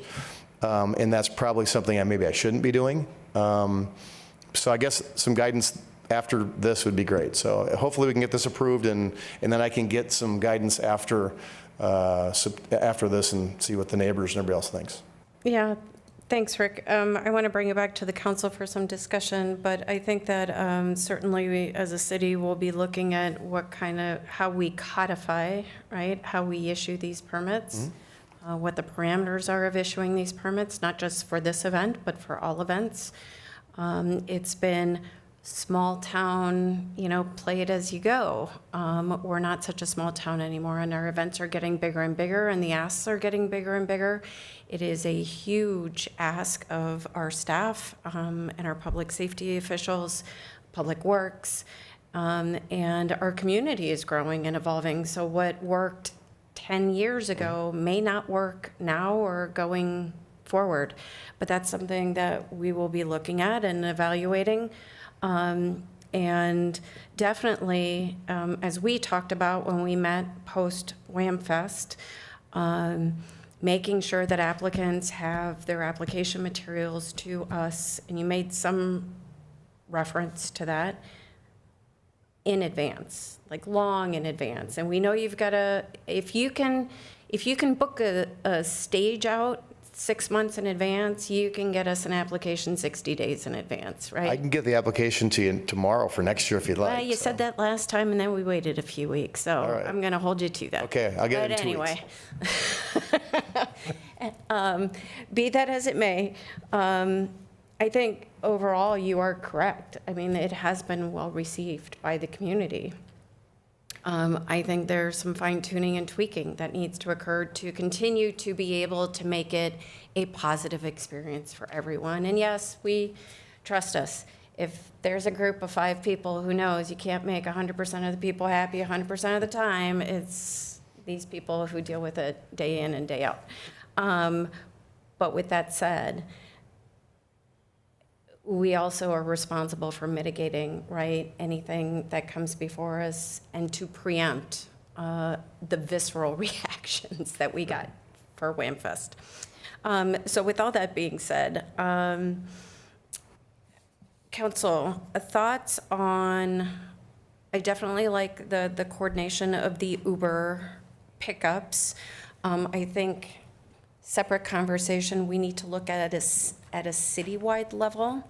You know, are there good Uber pickup points that we should be considering kind of designating throughout the city that makes sense, given parking and restrictions and everything else? So Uber pickups, beach access, availability until prior to the start of the event continues to make sense. Our residents who want to go enjoy the beach should be able to do that. And then shutdown time. Kind of our noise ordinance states 10 o'clock. What do we think about the ask to keep it till 11? So my understanding is that there's fireworks at 9. 8:45-ish. And you don't want to start the main act until after that. Is that Yeah, because that's too early to get everything started. You know, that'd be ending the concert at 8:45 if we did it before that. Okay. Is this the only special event with fireworks that we have typically? Or with a concert following? I mean, is this the only time in a year where we would have fireworks than a main event, or? Only public kind of supported. Okay. Otherwise, it's private residences. I kind of think there's extenuating circumstances, and maybe this is an okay thing to do for that reason, because I understand that you can't have the competition. Mm-hmm. But I don't think as a general rule, we should be breaking the 10 p.m. without some reason. Okay. Kathy? I think in this situation, the fireworks are the highlight for a lot of people. It's kind of the end of the summer,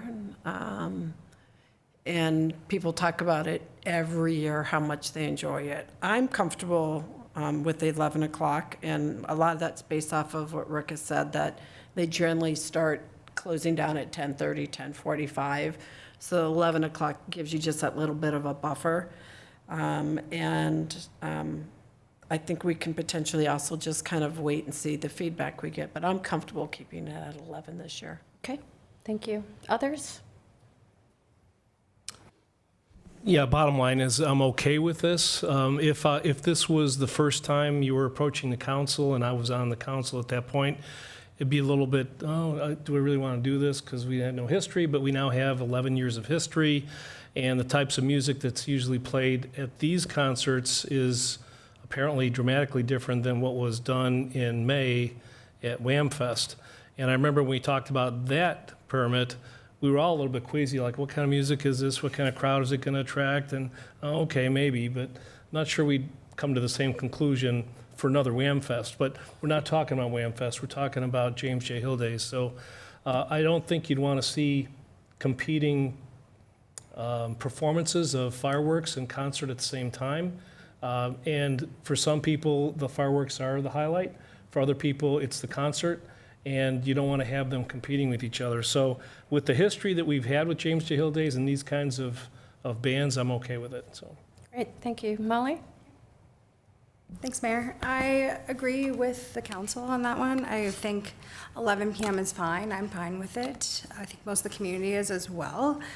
Fireworks, that makes sense. I wanted to add that another angle of Wham Fest as someone who is there.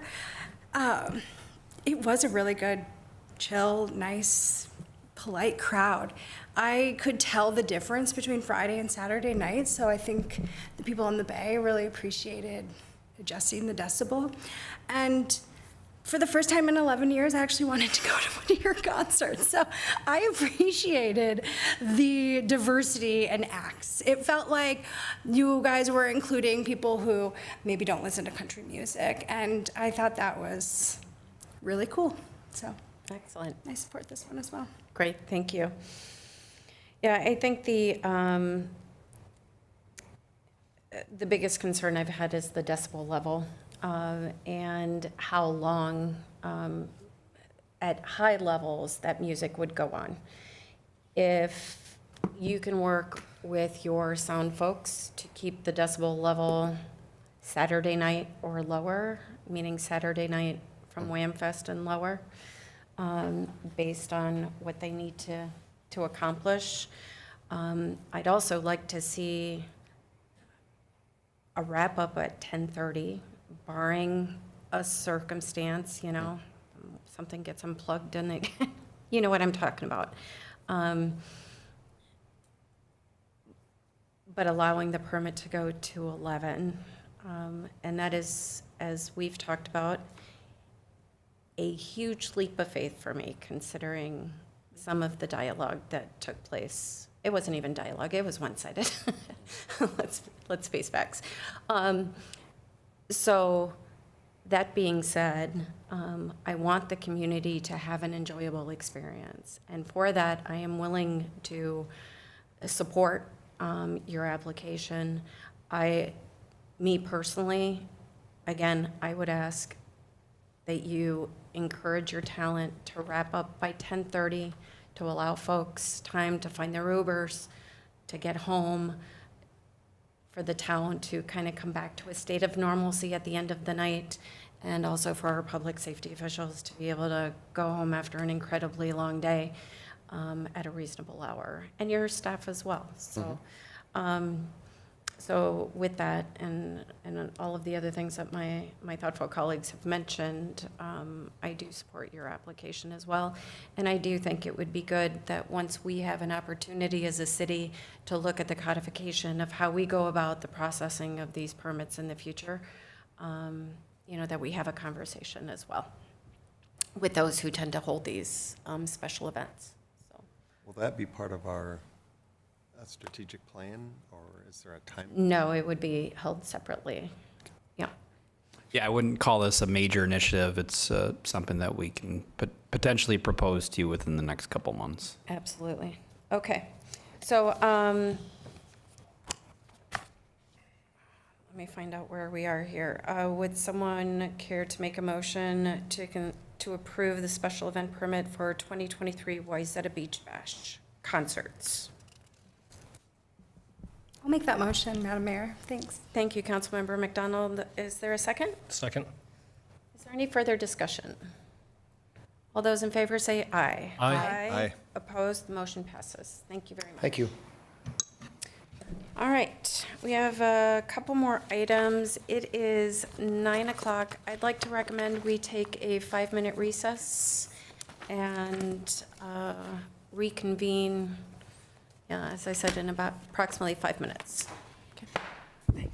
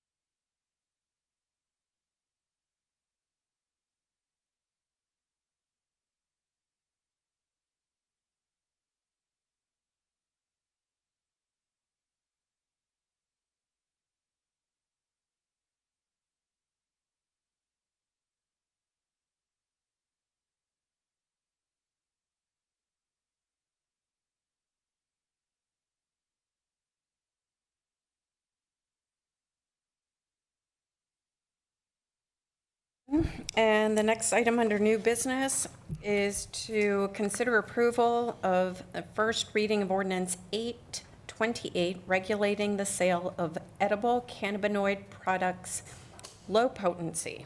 City Manager. Thank you, Madam Mayor. So the next three items on the agenda are all related to the legislation that has been passed or have been passed over the past 2 years relating to cannabis. It's pretty complicated. There's a lot of moving parts here, so feel free to chime in or ask any questions as I'm going through this presentation.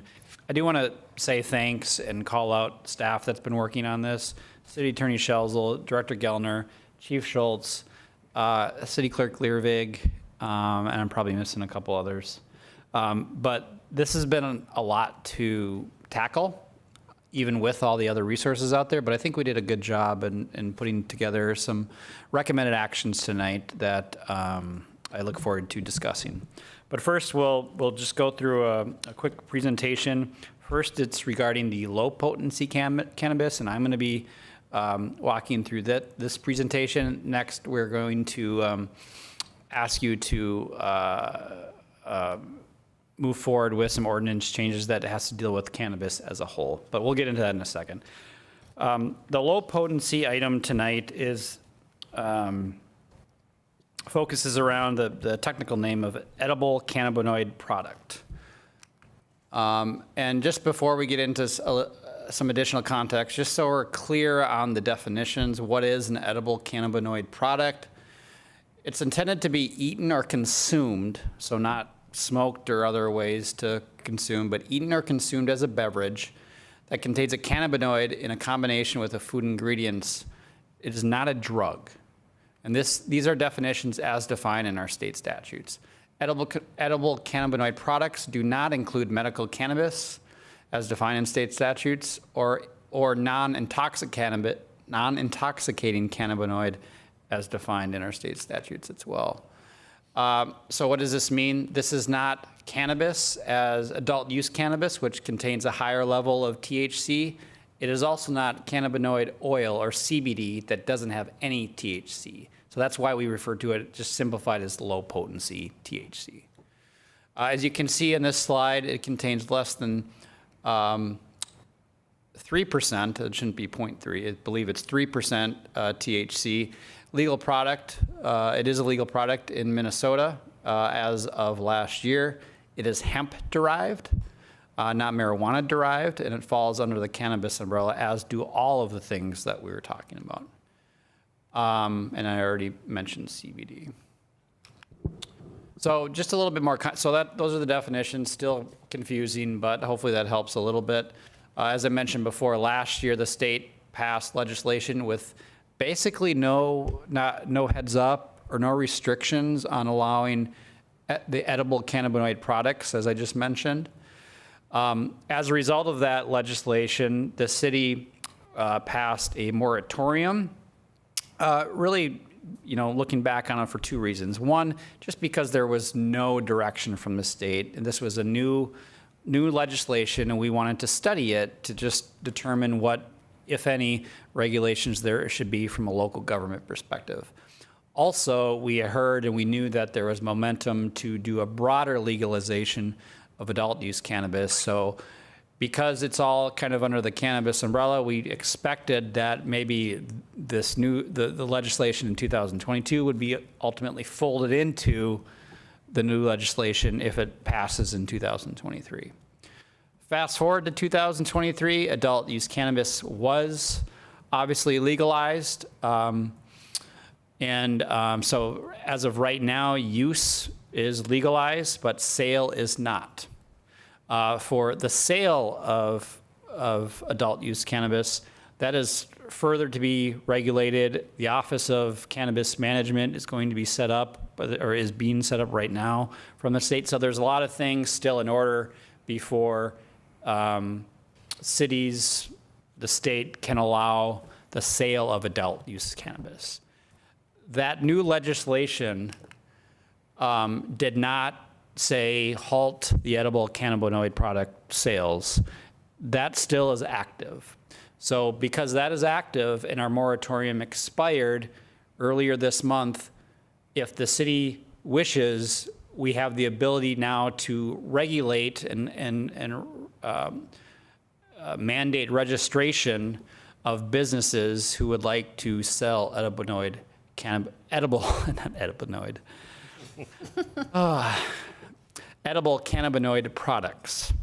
So the direction from the last council workshop when we had this discussion was to look into providing a registration process that spells out parameters and then also ultimately an application that businesses would have to apply for. So that's what we have for you tonight. We have an ordinance, a new ordinance that would allow for the registration for businesses that wish to sell edible cannabinoid products, and then also a license application. That's still in draft form, so we don't have that for you tonight, but ultimately, what you have in front of you, what's in the packet, the proposed rules would guide that application. So real quickly, and think of like a tobacco license, which we mandate any business that wants to sell tobacco, they have to go through a license. So it's similar to that. We would propose that the businesses would have to clear background checks for anyone registering. They are subject to any state testing standards. They require, or we would require them to have the products be locked in a case or in a counter. That's for on or off sale. So that means if, the gas station is selling them, they have to be behind the counter. Excuse me, if the Muni is selling a seltzer product, that product would have to be stored before it's used, behind the bar or something. And that needs to be obvious. Similar to tobacco, alcohol, we'd require age verification. The businesses must register with the Department of Health.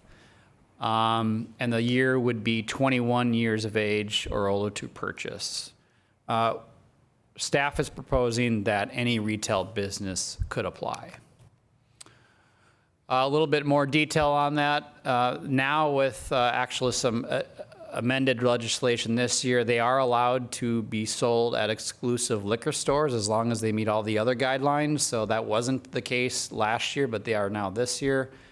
And clearly because we have our Muni and we don't allow other liquor stores to operate, that means that we could sell them. And I think, I know talking to General Manager Castellano from a business perspective, he recommends that we do sell them. Just a little bit more on-site consumption is allowed if you have an on-sale liquor license, but it cannot be mixed with alcohol. So it's either the THC or alcohol, not both. Similar to tobacco and alcohol, we would do compliance checks. And this was something that staff discussed a little bit in detail, a little bit more in detail than the others. But some cities allow this product to be sold from like events, festivals like James DeHill Days. We didn't feel comfortable allowing that at this point in time, just because of the uncertainty of just moving forward with this and knowing that this ordinance and this licensing process could all change once the state provides us more detail with the adult use cannabis. And if it ultimately all falls under that umbrella. So we didn't feel comfortable allowing this when we really had less control over, a business or entity that comes in overnight into town and then leaves. We didn't feel like we had the infrastructure set up for that. One other quick note, based on some good conversations with the council today, and reviewing the fee schedule for the fees associated with this, which is the last item on the agenda. I do recommend that we alter the term of, here, let me pull it up here in a second. In your packets for the draft ordinance,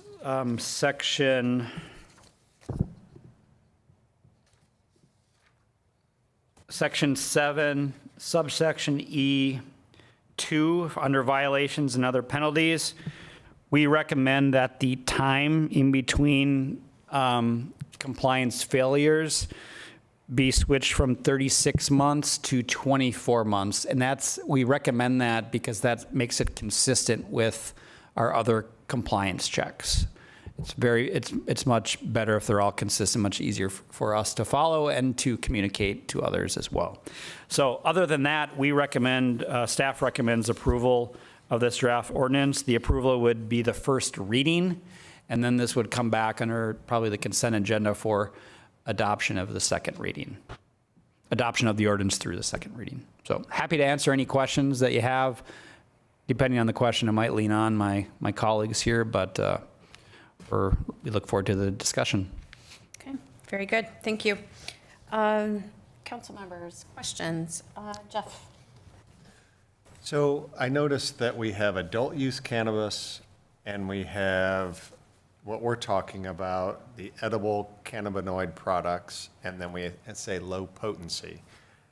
Is this names we chose or the state chose? Because adult use cannabis implies that the low potency might be for minors. And I'm just wondering if because they're two different things, right? The adult use is the stronger stuff that they just approved, right? Exactly. And I'm just thinking that, well, somebody could be very confused by that. They're all adult use. We thought it was very good question, Councilmember Parkhill. We thought it was very important to be consistent with the definitions that the state had for enforcement purposes, for clarity purposes, and so they aligned if there's changes too. So these are definitions that are taken from the state. Okay. Well, I just think we need to be conscious of that possible misconception. On the low potency, I've never experienced this stuff, so I don't know anything about it. I'm not really for it either, but it's been approved.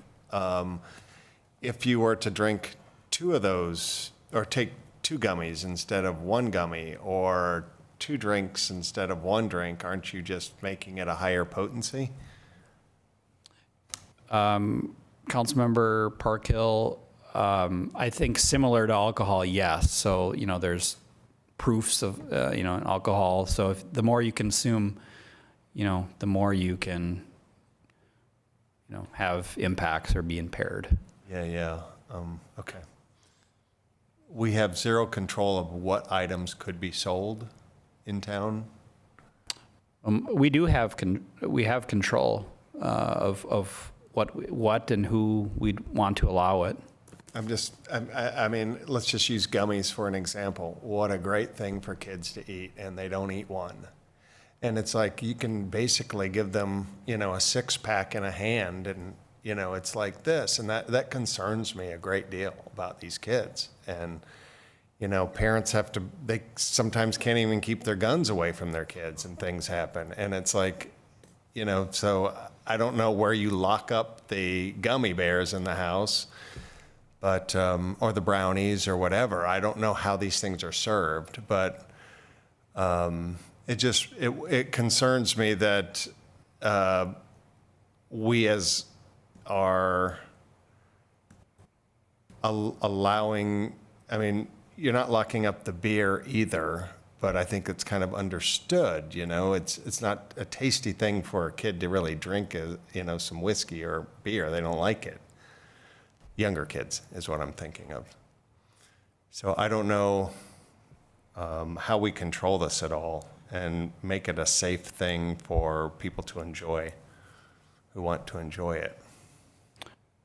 Yeah, Councilmember Parkhill, great questions. We focused on just our ability to control the sale of it. And, I think the parameters that we put in place will help assure that whoever is purchasing it is of age, it's done in the correct manner. But once they get home, just like alcohol or other substances, that is a concern. And I think a lot of advocates against it brought that up through the legislative process. Yeah, probably did. I guess I just felt like the need to bring it up again. Okay, thank you. Yep, Kathy? I just want to thank you, Councilman Parkhill, for mentioning the possibilities and the dangers for kids. People really don't think about that aspect and how it can potentially impact kids in their home. So that definitely concerns me as well. The state has made some decisions, so our job is to enforce it to the best of our ability and to regulate how many we want when we get farther down the road, how many places we want to sell this. I'm glad that the frequency for the application is every year. Personally, I'm not sure if 24 months for their first violation and 24 months for their second's enough the first year. I prefer to see it be maybe a year, because there's so much unknown that we don't know about and how people may try to abuse it, may try to sell it to minors. So to get one violation and your second violation in what 4 years is, I don't know. I don't think that's strict enough personally. And I think a $300 fine isn't powerful enough. So that's just as I look at these numbers from a business perspective, that's just a tiny slap on the wrist. So I guess I'd ask staff if there's something stronger that we could do to let people know that we take the violations seriously and that we are enforcing it. I know we've done that with some of the places that sell vaping products, and I'm glad that that does occur, but it's a whole new world out there and a lot of unknowns. So if we can tighten those months up and make the frequency more and the penalty stronger, I would prefer that. For clarification, these violations, they're not stacked on top of each other. It's not 24 months and then another 24. It would be your first violation in, let's say, January of 23, second violation in January of 24, third violation in June of 24. They're done. They're facing, right? Am I reading that correctly? It has to be all three within, or 1, 2, or 3, hopefully 0. Within 2 years. Within 2 Okay, then years. I'm misinterpreting that. I'm just thinking it's 2 and then another 2 and another 2, which would make it such a long window. Yeah, no. Okay. Yeah. I mean, I don't know how other people feel about trying to do it within 12 months. You know, I know that sounds like it's out of what we do for the other things we regulate, but again, do we want to come out of the gates with a really strong enforcement and say we take this serious? So just thoughts. I'd like to hear other council members' thoughts on that. Yeah, I think I have some more questions about the language. With regard to the third violation within 24 months, it says, and 7-day license suspension or revocation. So it'd be a $1,000 fine. What determines the suspension versus revocation? Because I don't think with if we were trying to align with how we do our tobacco is on the 4th violation and it's an automatic revocation, according to the fee schedule. So can you explain the differences of why we've taken different language here? I would look to the chief for that specific response, but ultimately what's in the fee schedule should embody, or, you know, really what matters is that it's in our ordinance. So it's referring to what's in our ordinance. So I don't know the difference between 3 and 4. I will say that, just getting back to Councilmember Iverson's comment about the fines, really what is the scariest proposition for the business is if we revoke their license or suspend it. So that really has the most impact. So if we have a little bit more flexibility, depending on the severity of the compliance failure, to have that flexibility in the code is helpful. And I think we've utilized that in the past with the vape shop too, when there was multiple compliance failures. But do we want, I mean, I'm going to look to the council. do we want the option to suspend, or should they just go ahead and lose their license? I mean, a 7-day license suspension, is it 7-day license suspension or revocation, or 7-day license suspension or 7-day revocation? I mean, I think in the, because this has happened, within the last couple of years, and we suspended them and then considered revoking their license, which the city council did. So maybe City Attorney Shelza, you can respond, but I think it's both. Yeah, so Madam Mayor, the key language in the draft ordinance that I think you're wrestling with now, as the city manager said, is on page 143. If you go to 143 in your packet, we're looking at the ordinance here, not the fee schedule, which just references this. So this is the ordinance, and it talks about the violations and penalties for people who are holding a registration and they violate it. These are mandatory fines.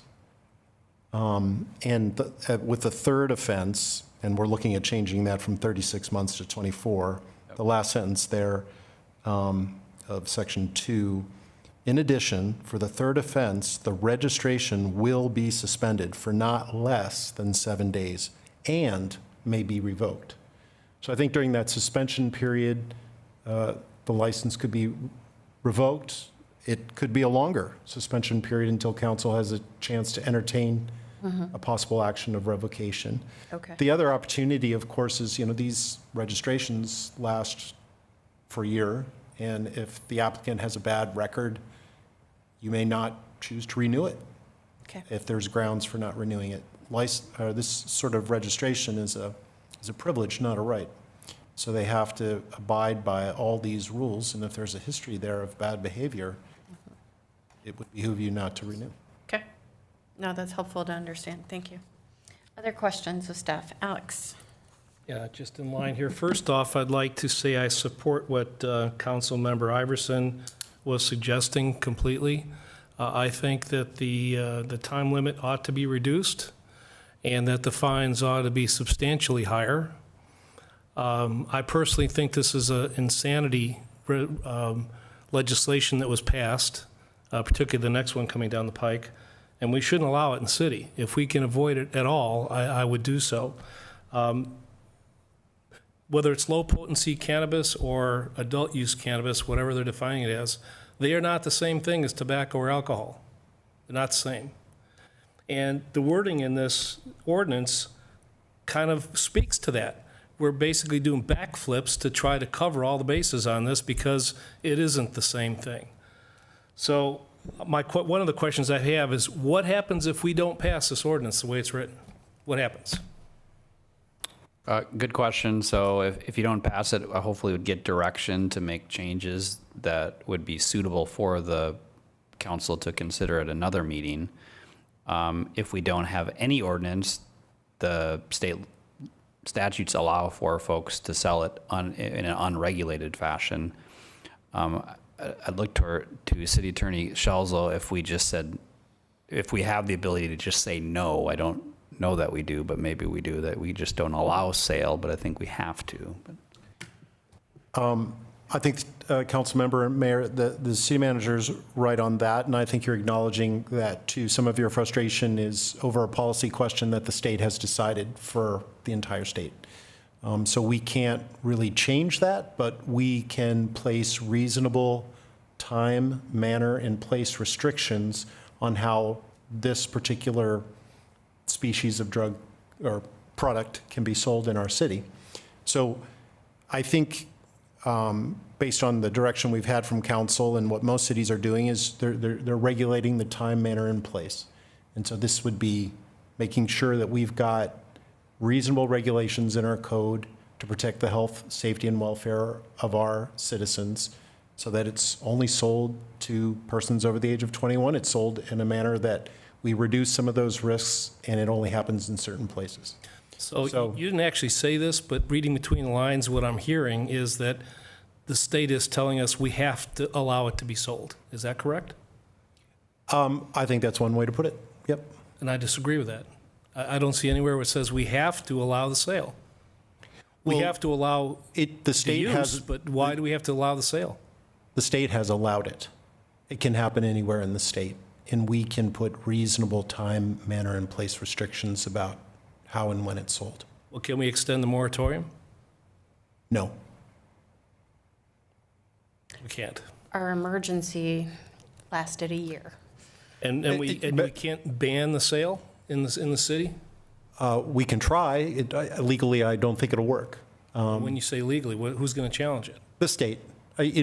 State law supersedes what we can do in that regard. Well, again, does the state mandating that we have to sell it? What the state has said is that it is legal to sell in Minnesota. Doesn't say that we have to sell it, though. Well, no, but we as a city don't have to sell it at the Muni. And I'm suggesting we won't do it there either. Well, that's a policy decision of council, right?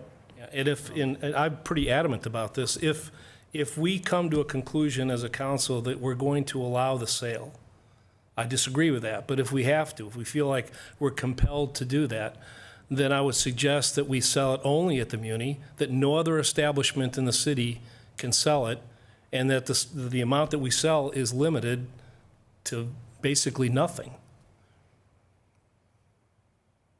And we're the only people that can sell it. That's where I stand on this thing. And the business application fee would apply only to us, but if it goes any further than that, I think the business application fee ought to be materially higher than it is. I mean, it's basically like, to Kathy's point, the time limit is too long, the fees are too low, the fines are too low. We shouldn't allow this in our city. Some city in this state's got to make a point. We've got to make a stand to say this state legislation was insanity. And some city has got to do that, and I'm saying that it ought to be Wayzata that makes that stand. I'd like to see this thing overturned at a future legislature.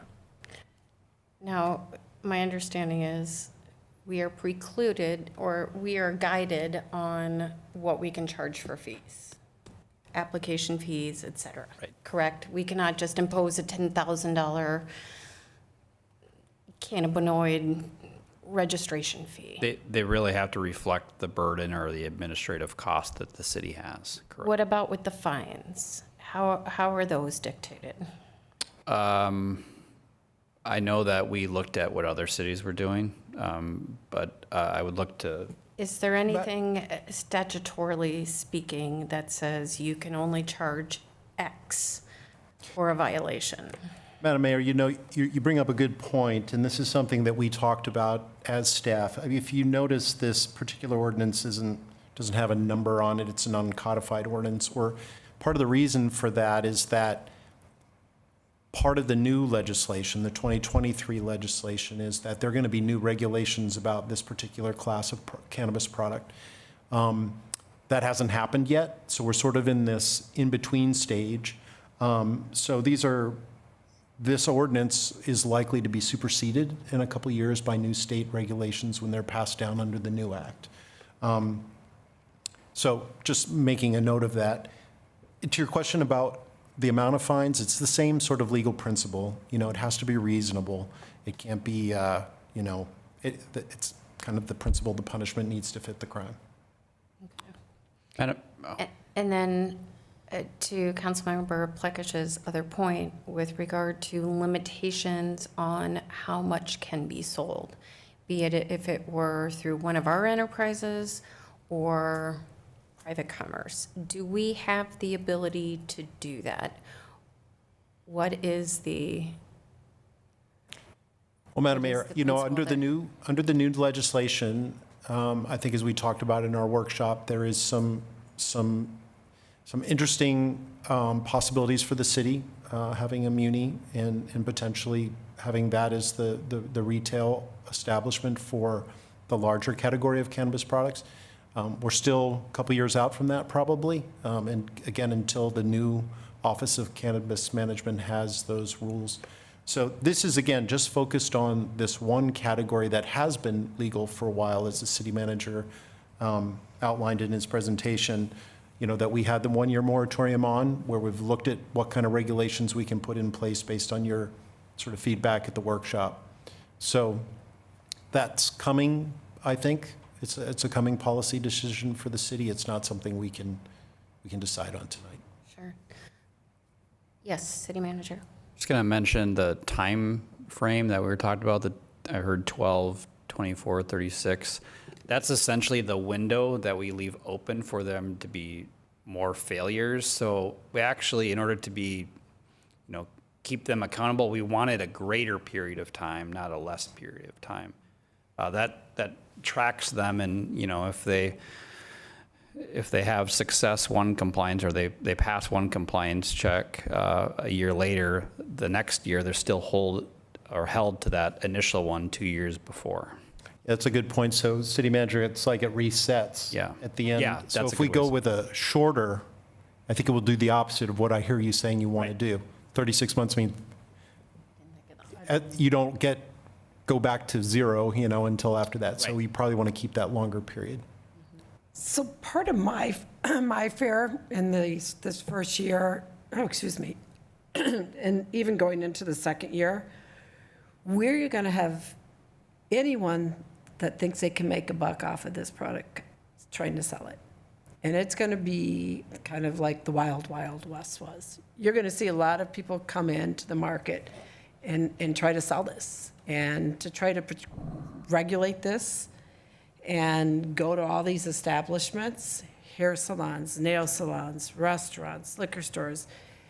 It's going to be really tough. So whatever we can do as a city to minimize the amount of locations that we have, to understand what it's going to look like. I mean, we don't know.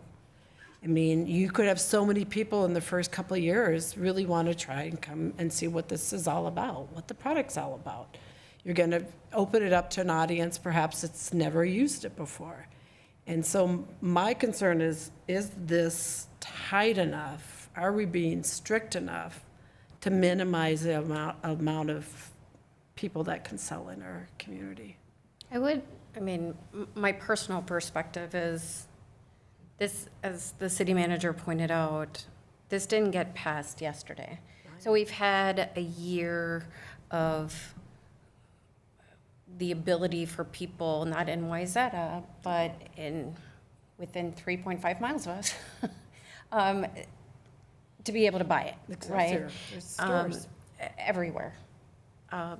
So I don't know that it's going to be the mad rush we think it is. I think it'll be more convenience. Like, my personal opinion, I have no data to go off of, but instead of going to Excelsior or Minnetonka to go buy, they'll go up the street, right? It'll be just a shorter distance. No different than when they go buy a 6-pack of beer or they go buy their pack of cigarettes. Quite frankly, I do kind of think it's become commonplace out there. And as you said, in restaurants and bars, smoke shops, or wherever else they're selling them outside of our city limits. So I think some of the novelty maybe. I think you're right. I forgot that it is in our neighboring communities. I'm surprised to hear the hair salon, because that's like one of the most relaxing places. I'm a little surprised Might that be somebody more would relaxing. need more relaxation. Kathy, another thing to think about as a retailer, I think of is there's more than just filling out a application for a license and handing it over to the city in order to do this. These requirements seem somewhat cumbersome and a financial and staff investment. Keeping things locked up that requires new fixtures, or you can't have staff under 21, and that's hard for part-time help. So I think my just opinion, anecdotal it may be, is more in line with the mayor. Is it's been around for a year. It's not as easy and to just start a whole new category in a store or any sort of retail location. You're right. I kind of forget when I went into one in Hawaii. It is all behind the counter. There's nothing on. It's very hard. There's a lot of stores that just couldn't do that.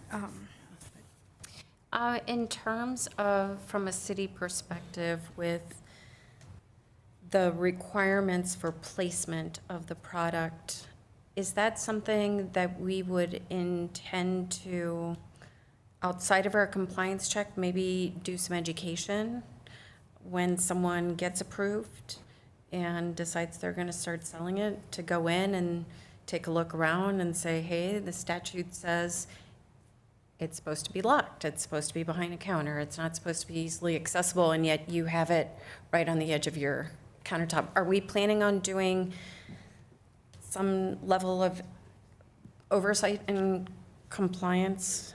Not a compliance check in terms of sale at the appropriate age, but meeting all the other criteria of the ordinance. We haven't vetted through all of that, but I think the intent is to be more proactive than we'd otherwise be in addition to compliance checks when this is first launched. We're kind of also at the same time a little bit hesitant to go full force with this because we understand that this could all be tied into the broader umbrella in a couple of months that might be completely different. So, A couple of months when the legislators get back into session? no, when there's more direction from the new office and a new process, and it could be there might be a license application that has all of the different types of cannabis to apply for, whether it's the different potency levels, the sale, the manufacturing, different quantities of manufacturing and all that sort of thing. But that could also not happen for another year and several True. months.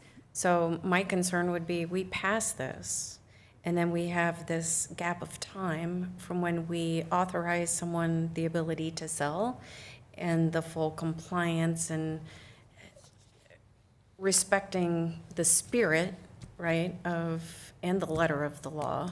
We want to make sure that it remains something that is out of little people's hands. So I think it comes down to prioritization of enforcement, and compliance checks has always been the highest priority because for the issue that Councilmember Parkhill brought up before of selling to minors. And that's, if someone's just selling to minors, that's an obvious failure that is a detriment and a threat to the community. But there's lesser, prioritization of other ways to, other code restrictions that they should be abiding by. So either we can coordinate that as part of the compliance checks, or we can have staff go out and just to double check that they're following the code. If they're not, ultimately they're in violation of a code similar to, anything else, a nuisance violation or whatever, and they're going to get notice that they're in fault. And because they have a license, it's a privilege, and we could ultimately look at, either not renewing or some other type of I understand that, but I'm saying this is so new for so many people.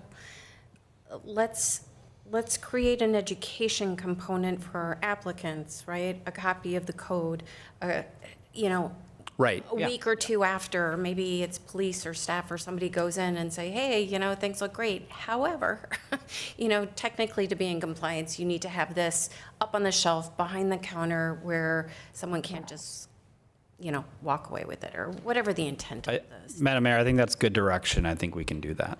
I think that we have the capacity to do that. Yes, Alex. I'd like to have the chief weigh in on this too, but if it is this council's intention to allow the sale and put these constraints on who can buy it, how it gets sold, how it gets stored, and so on, if that is the intent of this council, then I would suggest that the least cumbersome and the safest way to do this, with the least amount of disruption for the police force, is to allow one place to sell it, and that would be the Muni, which would likely be the one establishment that would most likely enforce this the way it's supposed to be. And it would give the police one spot to check, not many. And I would suggest that it is the Muni that would be the safest place to allow this. That's what I would suggest. And that we not allow it for any other retail establishment. We just allow it at the Muni. Similar to alcohol. Okay. Off sale. Offset. Off sale. I was going to say something similar to that, and I don't know if the low dose is different from the adult use when it comes to this, but it should, You bring the microphone a little closer. it should be treated like alcohol in the sense that either maybe as far as, I don't know if restaurants are wanting to sell this or not. They are. So can we just treat it like it's alcohol and sell it in just the places that currently sell alcohol? Or can we just, for now, make it just the Muni? Is that an option for us to make that choice like Alex wants? Councilmember Parkhill, Mayor Mouton, I think it's an option. I think we'd have to look into it more. And it wasn't the direction we got out of the workshop, so we'd have to come back and spend some more time on that. I'd like to get the chief's perspective on this. So I can tell you we scoured the statute, the rules that were passed by the legislature, and it's not clear. There is very little guidance for local agencies or municipalities when it comes to this, and also high potency. And so my perspective as someone in charge of public safety here is if we have the option, when the state has opened up the legality of the sale of low potency THC, and have given local communities the option to regulate who can sell, I say we should really consider that, because historically speaking, from our compliance checks with alcohol and tobacco, that list of those who have obtained a local license, or in this case, registration, is the list we go off of to hold accountable for selling. And those are the only establishments that can sell. If we choose to do nothing, right now, in my opinion, the way the state statute is written, any establishment can go out there and sell this product, and we would have no way to determine who to keep an eye on, so to speak. And so I think a lot is going to change over the next year and a half, 18 months, with when the Office of Cannabis Management really goes through this with a fine-tooth comb and establishes regulations as far as who can sell and what standards they're going to be held to as far as the product that they do sell. And there are some even with low-potency hemp products, edible products. Products have to be packaged not only behind a locked case or something like that, but it also, they can't mimic candy, packages. It can't look like a package of Skittles. It has to be in certain dosages and things like that. So, with that, and to the mayor's question about education, that's always been part of our process with compliance checks. It's amazing how many folks out there who are tasked with selling this and other, intoxicating products that really don't have an idea about what they're doing. And so we spend a good majority of our time educating folks about it. And to do that on the front end is a great idea. So I don't know if that answers your question. Spending 25 years in combating the drug trade, this is a bit of a misnomer for me, but we're stuck with having to accept it from the state level decisions. So That doesn't exactly answer my question, but a suggestion I made to the council is if we were going to allow it to be sold, my suggestion would be that we only allow one place to sell it, and that would be the Muni. Would that not make your life easier in compliance when it comes to this product? my answer would be yes, it absolutely would. I just don't know that we have the power right now to do that. That very well could be the case once we see January 2025 come around and the state has given us guidance on regulating this at a local level. Not only this, but high potency as well. They may combine that. There's a lot of holes in what the legislature passed. Can I make a suggestion?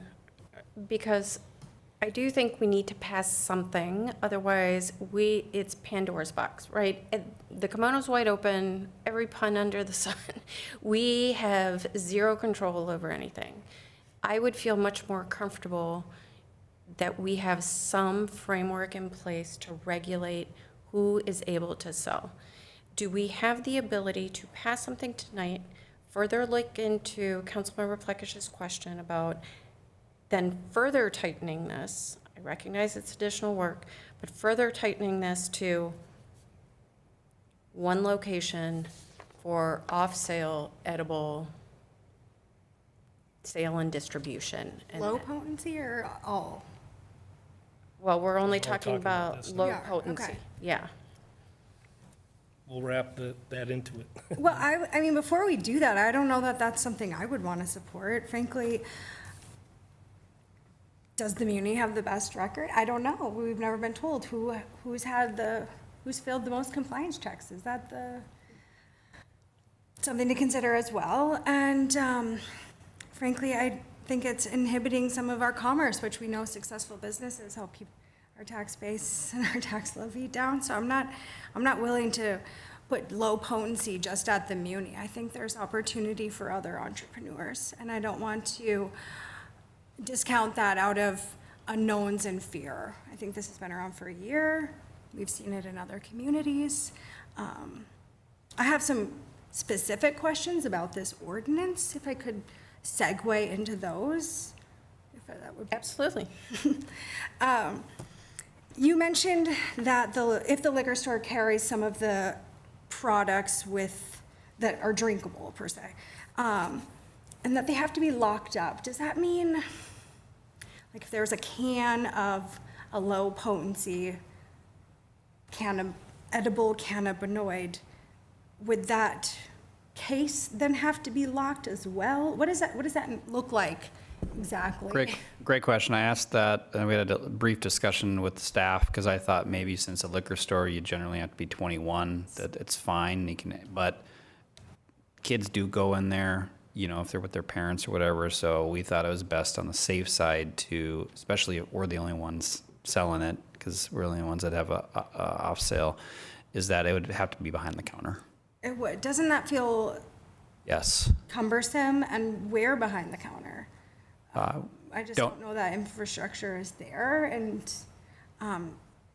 frankly, what stops a kid from opening a thing and grabbing a beer if they're in the same? So I don't really see the logic behind I don't know that that's accurate, because every liquor store that that about sounded like I go to a lot of liquor stores, but the liquor stores I've been to they sell, I've been looking specifically in different communities, sell THC products, but it's you have like a beer case, you have a wine case, there's a small section for the THC drinks, and I assume that's what we're talking about here. And then it just continues down it's not under lock and key, and it's not behind the register, so really. Sometimes it is. I mean, if you go to Total Wine, for instance, all their cigars are locked.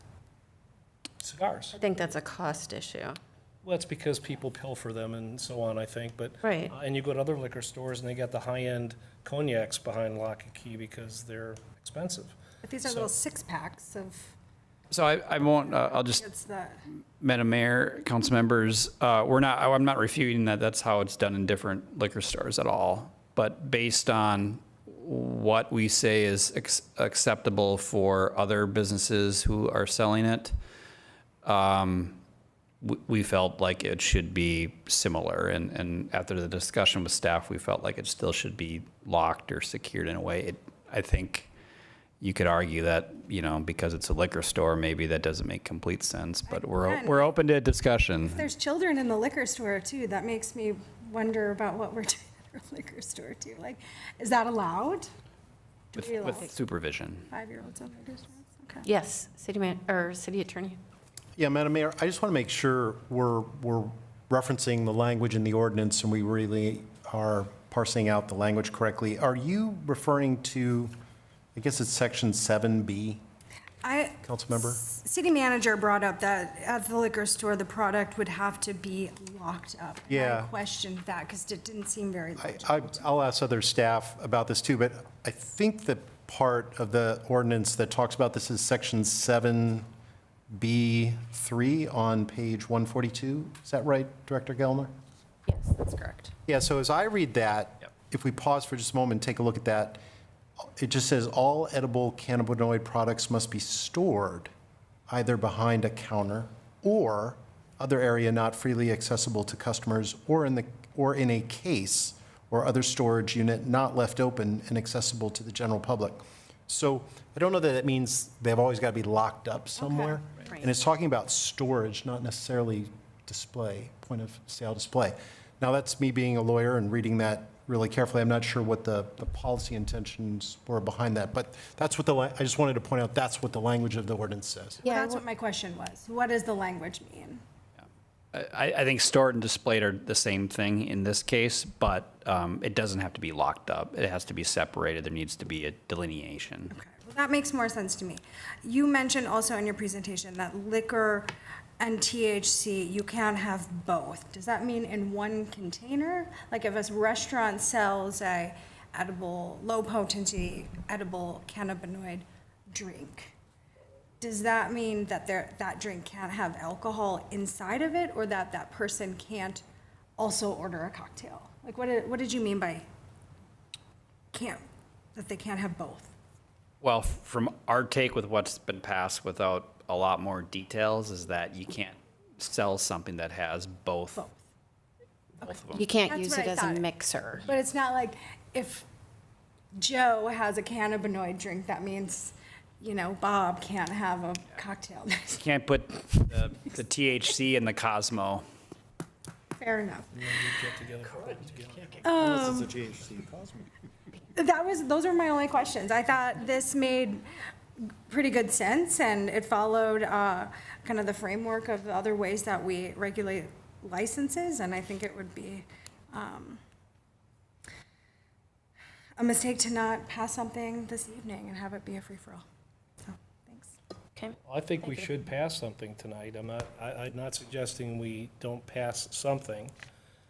I don't like the whole idea, but if we're going to pass restrictions, we should have restrictions. If we're going to sell it at all, which looks like we're going to have to, we should have restrictions, and these restrictions are certainly detailed. I am suggesting that we adopt them unless there's some issue with something there, but that we only allow it to be sold at the Muni. And there's been several comments here, Mayor included, that we're not really sure what we're getting into here. We're not sure what the customer base is going to behave like. What are they going to do? Why not limit it and see? We can always expand it, but if we allow anybody to sell it now, it'd be real hard to pull that back. But we can start with the Muni, and if it works, we keep it. Thoughts, Jeff, Kathy? I concur with Alex on that. Okay. I would like to just bring up the point that Molly brought up. Is the Muni the right place, or is the liquor store a better place? Oh, yeah, let's get some clarification. I meant Yeah. liquor store. You didn't, oh, okay, perfect. Or offset. Okay. You can either both the same thing. but Okay. The liquor store. Honestly, it's revenue that the city could use as well. So I think it's an opportunity for us there, and we can always add, but David, I don't know legally if we can do that. Madam Mayor and council members, I'm not sure we can at this point. I think when we've talked about this in workshop, the new legislation contemplates limiting the entire cannabis category in cities that have a Muni of a certain size. And we see that as a potential opportunity that we want to look at. And I certainly hear it here tonight, although I think it's driven more from a health, safety, welfare perspective than income. I think for this particular category of cannabis, the hemp, low potency hemp products, that was authorized and made legal under a different statute. And I don't think we can limit it solely to the Muni. mean, I'd have to look at that more, honestly. I don't think I'd be prepared tonight to recommend any changes to this ordinance. And I would say that, to put a finer point on it, as of tonight, this category of product can be sold anywhere in Wayzata. No restrictions. If you pass this ordinance, it would immediately be prohibited without someone coming in and getting a registration. And they'd have to go, to the chief's point, we would know who those folks are. We'd run a background check on them. We'd make sure that they are responsible. They've got their state licensing in order. So I think from a health, safety, welfare standpoint, this ordinance is much better than nothing. And it could be a stepping stone to something that you all are talking about, particularly as we see the new legislation take over. Because this Office of Cannabis Management is taking over this category of product. And so this is kind of a stopgap, interim kind of ordinance, set of regulations. So I will, to that end, I don't think we're in a position to look at statutes and change ordinances on the fly, whatever. Not tonight, Madam Mayor. Right. Yeah. I would suggest that we proceed with adopting this resolution this evening, have an opportunity in short order to take a look at what limitations in terms of number of licenses we can enact, if that's the desire of the majority of the council. And then let's move on that as quickly as possible if that's the direction we want to head. Does that sound like a fair approach to moving forward? We may or may not be able to do it, but we can have staff look into it, get back to us, and if we choose to proceed in that direction, then we can revisit this in short order. Madam Mayor, I think that's a very good option, and I think you would entertain a motion to adopt the first reading of this ordinance and direct staff to look at the follow-up option of limiting the number and locations of those off-sale licenses, which, to put a finer point on it, would be registrations, if that's possible. End up being just one. Correct. Yeah. So that option is not off the table if we pass this the way it is right now? Madam Mayor and council member, no, that would be what you would be potentially directing staff to look at, and we would come back to you with what our conclusion is, because we haven't had that direction yet as staff, so we'd want to look at that. We don't know if we have the ability I'm not convinced we have the authority under state law, so that'd be a threshold question. And then we'd also need to look at, what other cities are doing, whether I'm a it's... little bit more of an optimist because we have a liquor store that is the one and only in Wayzata. And council member, that is certainly contemplated under the new statute. Yeah. Unfortunately, that is months, if not years, away from those regulations taking effect. And so we are going to be looking at that anyways. I think the council's direction at our last workshop was to take a look at how's the muni going to be involved with this. I don't know that we can do it now, though, with this category of drugs under this, I keep saying it, cannabis under this law, which is different from the law that was just passed. And Councilmember and Madam Mayor, when we communicate to the license holders that may, we've sent communication out to all the tobacco and alcohol license holders that we're having this conversation. We can communicate to them that, the council is going to further explore this and, how freely it wants to regulate this or put more clamp. We can be clear that this may not be the last piece of regulation coming. Oh, I think that's very clear. Yeah, I think and we it- need and to it be literally will. abundantly clear. And there is one other question I had, which I haven't brought up yet, and this would be for you, David.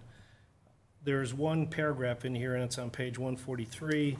It's subsection E, paragraph D, where it says judicial review.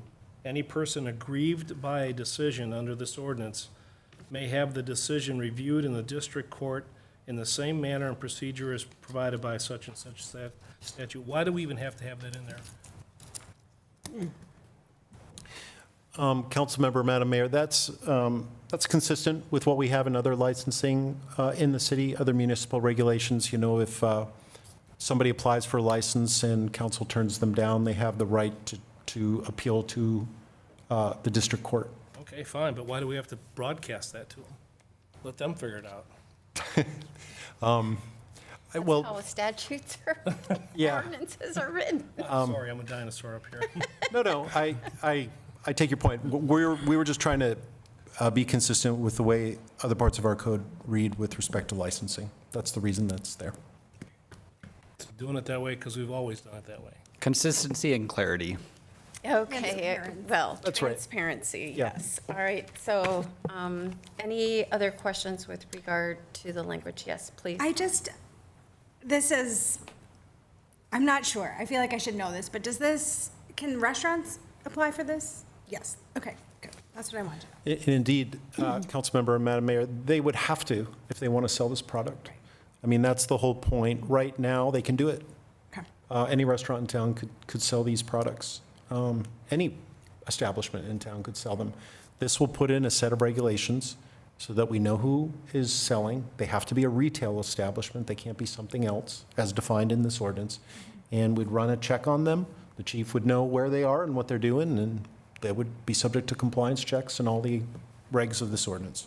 Thank you. But they're selling, this is just for all of our viewers, a restaurant, if they were to apply for this, could sell for consumption on site some kind of edible product that the restaurant chooses to sell to them. They cannot sell anything off sale, meaning a little container of gummies. Could they, for people to leave with? Packaged goods, that would be considered packaged goods? You know, that's one of the unfortunate situations with the lack of clarity with this legislation last year. I don't know if you guys want to chime in on that.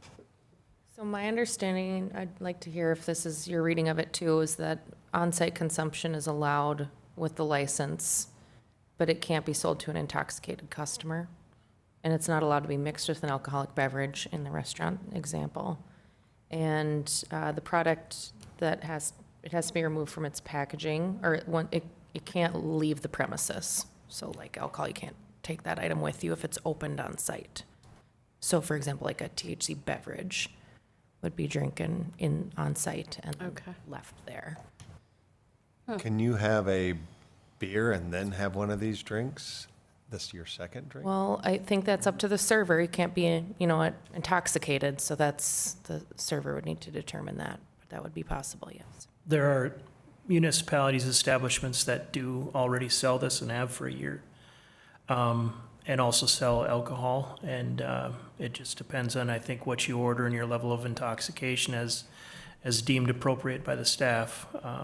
I think where the statute steps in is regulating how it's sold. It can't be mixed in a fashion with alcohol. Yeah. So you can't order a THC soda Or margarita. with vodka. Shot.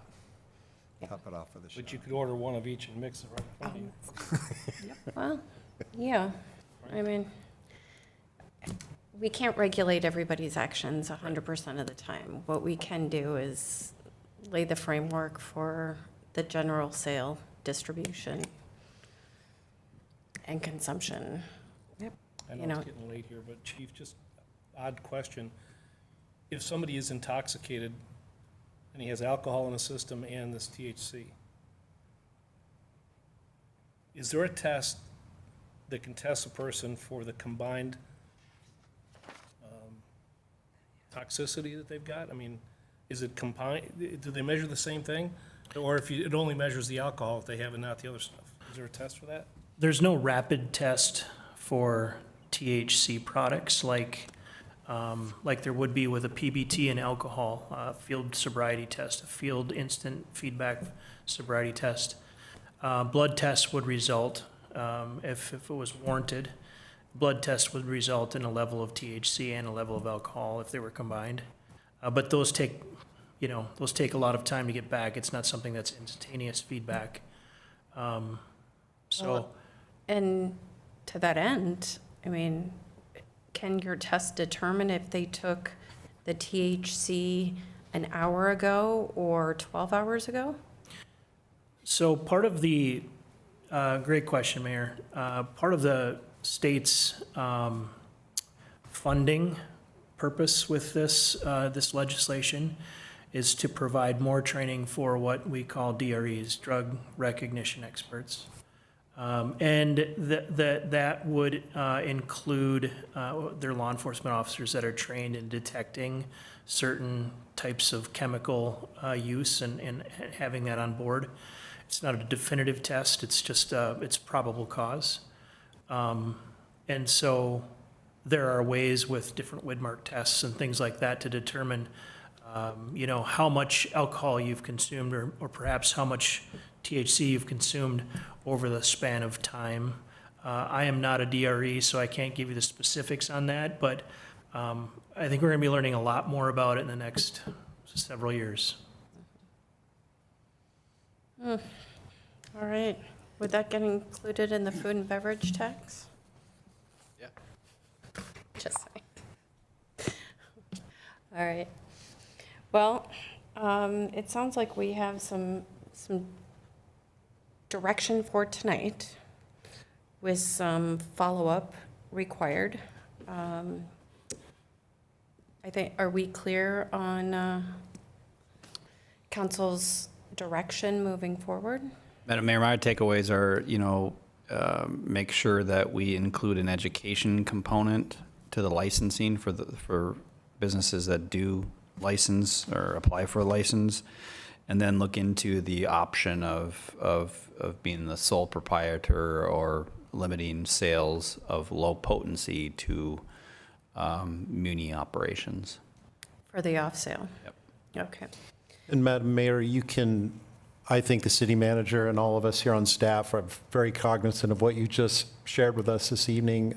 You may make that part of a formal motion if you want. Okay. To direct, obviously, if you direct us to do that, we're going to do it, and the city manager's going to oversee that initiative. But what we would need you to do is certainly adopt the first reading of the ordinance 828, if you want that to get rolling. And there's still a question of the term for the, Yes. Yes, as written, it's 36. If you think, based on the explanation of that's okay, then we would just leave it. 36 months? Yeah. Yeah, well, on the Still not okay with resolution, it says 24. yeah, so we proposed to change to 24 to keep it consistent with tobacco. That's what I put in front of you today or this evening. But if you want to have it longer, it would be inconsistent with our tobacco license, but it would allow more time before it resets. It's really up to the council's preference. But tobacco's 24. Yes. Okay. But regardless, we have to change the ordinance to match what's in front of us because, Yes, Madam Mayor, it should, the way it was in the packet, both were 36. I think after some conversations, the city manager had changed the resolution, and in his presentation noted we'd also need to change the ordinance. So if you're persuaded by the original logic of 36 as that longer time period gives us more chance to essentially catch the bad apples, you'd just adopt this ordinance as written, and when we get to the Right. resolution, you'd adopt it as written. This will set the path, this Yep. adoption. If you want to switch it to 24, then you just need to note that in your motion. okay. So I think I understand the logic now. It's a little different than I was reading it. So 36 is actually more conservative? Yes. Yes. Okay, then I'm okay with the original. Can you talk into the microphone? Sorry. Then I'm okay with the original. Okay, you want to keep it at 36? Well, as I understand, the logic now is if somebody has a violation in day one, if they have a second violation in the 12th month, and we make it, or say in the 24th month, and if we make it 24 months, then the third violation would actually be a reset back to 1 after 24 months. So 36 months to me is more conservative. It's not the way I read it first, so I would be okay with keeping it at 36. Okay, and then, thank you. That's helpful to understand your position on that. But we still also have the ability to not approve the license because it has to be renewed annually. So if it's an egregious violation, we could consider revocation when they were up for renewal. True. Okay. Yes, Madam Mayor, it would actually be a non-renewal. I think if it was egregious, you could also consider revocation. I mean, you'd have that authority under the general licensing provisions. Okay. So, yeah. Very good, thank you. If we choose to approve this tonight and then spend some time trying to figure out if the muni can be the exclusive seller, are we going to be issuing license over the next couple of weeks because we've approved this? Or this is just the first reading and we have to do a second reading, or? The latter, yes, Okay. you're right. It'll take a few weeks before we'd actually start, letting the community know and accepting licenses. But could more people be selling over the next 2 weeks while we're going through this process because it's legal statewide? Council member, they could, but I think it's unlikely that there'll be a lot just because of the comment that Council member McDonald made. You do have to be proactive with staffing, with areas to sell it, and ordering inventory and all that. So it's a business change. So, and we intentionally sent notification out to the license holder saying that we're exploring this with the intention, so A, they can come here if they have any strong feelings, but also so that they don't get too far ahead of themselves and just think the floodgates are open. No, that's not the case. Okay. Thank you. That's smart. Okay, so it looks like we need a motion to approve the first reading of ordinance 828, regulating the sale of edible cannabinoid products, and to direct staff to research limiting the number of registrations for off-sale. Yeah, I think that's fine. Yes, Madam Mayor, that sounds like a good motion. Yep. Okay. And is it just for off sale or on sale, or that wasn't clear to me as to what the limitations would be. Based on the discussion, it was clear in your suggested motion, but wanted to clarify. I think it was just my understanding was off-sale. Madam Mayor, I think when we look at that, we'll probably have an answer that'll cover both. So, Okay. yeah. So, okay, how about off-sale and on-sale? We'll look at that. Okay. All right. Somebody want to make that motion? I'll make that motion, Mayor. Great, thank you. Is there a second? Second. Any further discussion? All those in favor say aye. Aye. Aye. Opposed? That motion passes. All right, only 2 more to go. Next item is for us to consider approval of first reading of ordinance 829, amending chapters 309 and 714 of Wayzata City Code related to use of cannabis products and tobacco in public parks and places. City Manager. Thank you, Madam Mayor. Director Gellner is going to start off and tag team, I think, with Chief Schultz with this item. So we learned about the history of this legalization of adult use cannabis in our last presentation, so I will skip ahead here. At our council workshop, staff summarized the state law and the variety of definitions for the different forms of cannabis. And during the workshop, we made a distinction between possession and consumption. So just a reminder that possession of this product means it's in your pocket, it's in your backpack. Consumption of this product means you're actively using it. We also made the distinction between our public parks in our city and public places. And so our public parks are clearly defined in our ordinance. They're also in our Parks Master Plan and our comprehensive plan. We have plenty of maps that show where our public parks are. Of course, all of those are specific parcels. There's a lot of land in our city that's considered public, but it's really right-of-way or streets or private, or not private, but public parking lots. So the distinction there is public parks and public places. We can have different rules for each. At the workshop, the council directed staff to provide some legal parameters for the consumption of cannabis in public places and public parks. During the workshop, the council directed us to allow tobacco use in public places, meaning on a sidewalk, for example, but not in public parks. The council also directed us to prohibit cannabis use in both locations, all public places and all public parks. And then the direction from council was to continue prohibiting alcohol use in both public places and public parks. So just a reminder about the new cannabis law with possession. It's legal to possess the following amounts of the different types of cannabis. And it's important here to note that possession is not allowed in any form in schools or school buses, not for anyone under 21, and then not on federal property as well. But then consumption is, of course, different than possession. So consumption is permitted in a private residence now, as of August 1st, including someone's yard. Now, if an owner prohibits it on their own property, then certainly that's the owner's right to prohibit it. But as a baseline, it is permitted on private residences and in their yard. It's permitted at events, but those events need to be licensed, and of course, the Office of Cannabis Management is not set up to issue any licenses. So as far as adult use cannabis goes, high potency cannabis, we don't have any events to license anyway at this time. Now, with the new cannabis law in terms of consumption, it can't be consumed in a location where the smoke or vapor may be inhaled by a minor. So this would really be an enforcement issue at the time that an officer encountered someone consuming in an inappropriate location in the presence of a minor. And then lastly, the Clean Indoor Air Act prohibits the use of consumption. And this is going to play out mostly with private buildings, hallways, shared spaces, apartment buildings, things like that.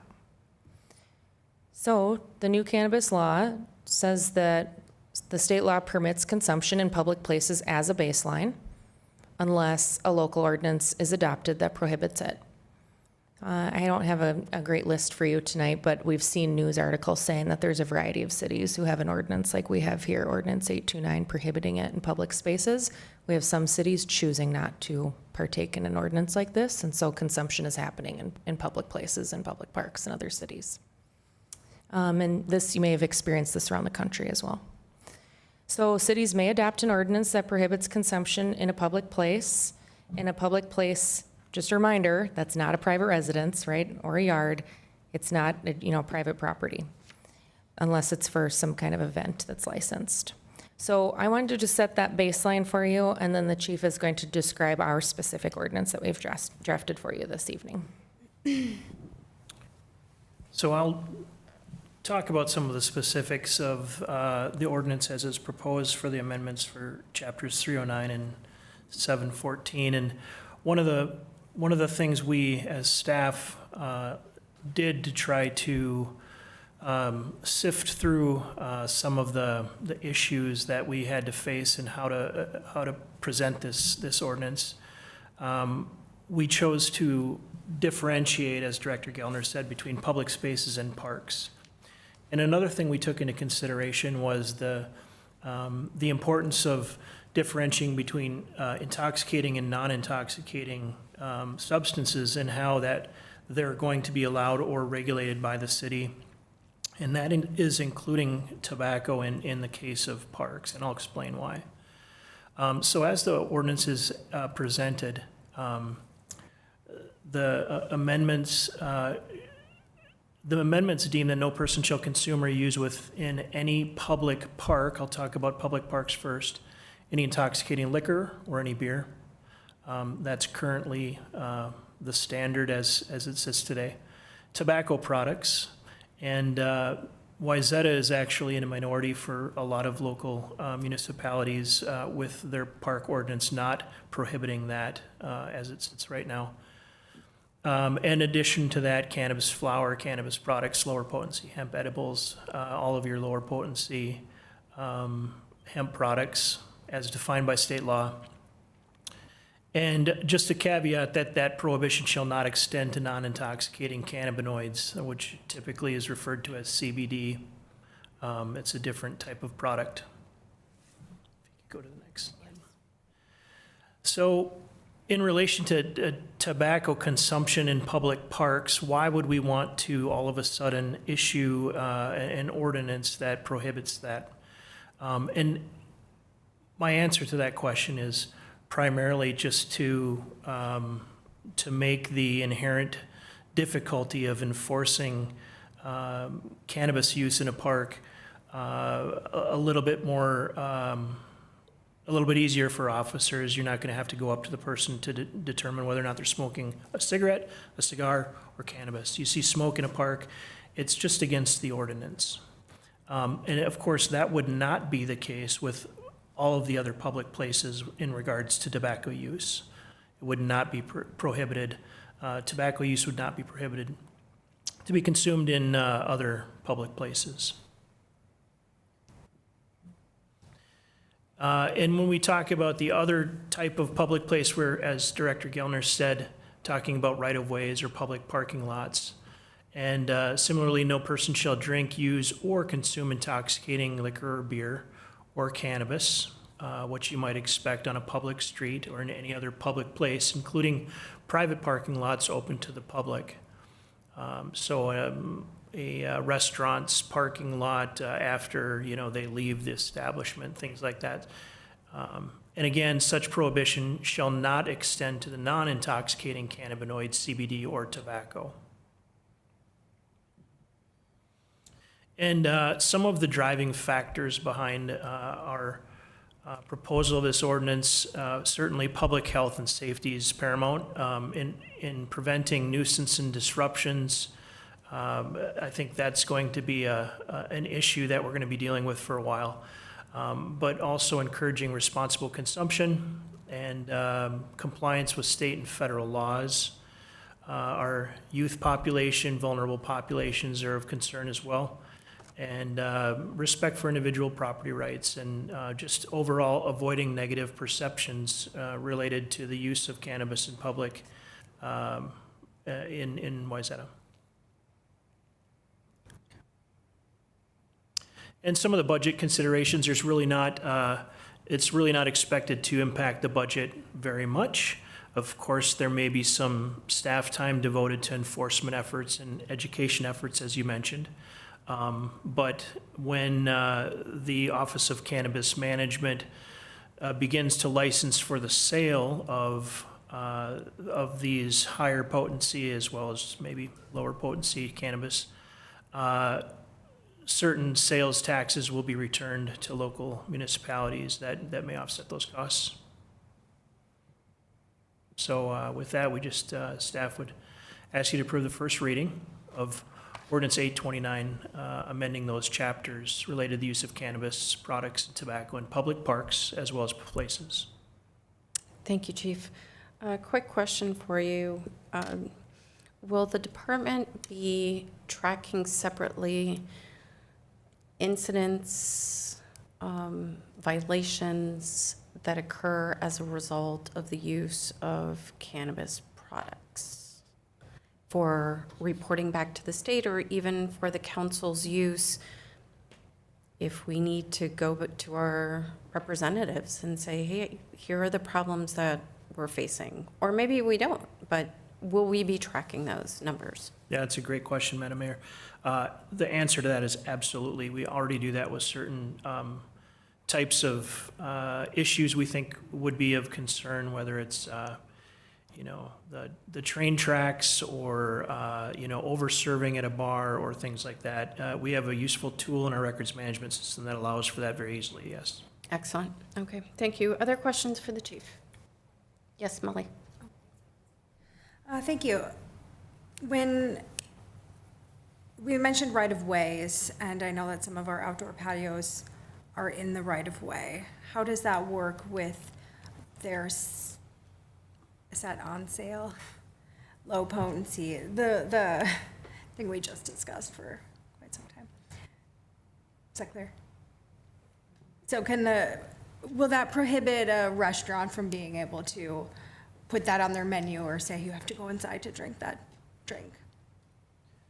I guess my personal impression of that is if an establishment is going to use the right-of-way for, let's just say, a bar or, the service and sale of alcohol, they would have to get council approval for that. And if that were including THC or if that were including alcohol, I think that might have to be something the council would consider for THC products as well, if it's a THC beverage per se. I don't think that if we were, as an enforcement agency, if we were faced with a decision of this establishment is selling a bottle of wine or a glass of bourbon, they shouldn't be able to sell a glass of THC seltzer. And to differentiate that would be almost impossible anyhow. I agree. So I'm asking, how is this read? Like, you're saying public places, and that often includes. But doesn't their permit to operate in the right-of-way, the sale of alcohol, allow them to also sell these products? Or serve the product? Yeah, Madam Mayor and council members, so I think the section of this ordinance that we're considering with your question is on page 149, if you want to go there, 71402 consumption. So this is where this is the general prohibition on consuming while in a cannabis in a public park, public street, or any other public place. But it's preceded by that clause there, except in such places as may be authorized by the city council. So if somebody is operating a cafe in the right-of-way, they would have a permit from the city for that. And if that permit permits the consumption of that going forward, then that would be okay. I don't know that the liquor license is a different question, because that's a different sort of license, and the license premises for that license would need to cover that in the license they have. They'd be delineated. Okay. So we'll have to think about that when we issue those permits going forward, if we want to, if they're authorized to allow cannabis, and we might want to draw a distinction between cannabis you smoke and cannabis you drink. Right. Sure. Yeah, I only ask because I think if it doesn't include cannabis you drink or eat, perhaps, I don't know how it's going to work. It feels a bit cumbersome. Oh, it's a great question. For the management to say. Yeah, So I support this, but I also want to support those restaurateurs. Okay, thanks. Thank you. Other questions? Alex? Actually, I had a very similar question, but it focuses on the smoking variety. If, right now, we don't allow smoking in restaurants, but I think we do allow smoking on the patios of those restaurants. And I'm okay with that. I don't smoke and I don't like it, but I'm okay with that. But I would not be okay with allowing cannabis to be smoked on patios, because that is an intoxicating vapor that is going to migrate over to the next table, which may have kids or adults that just don't want it.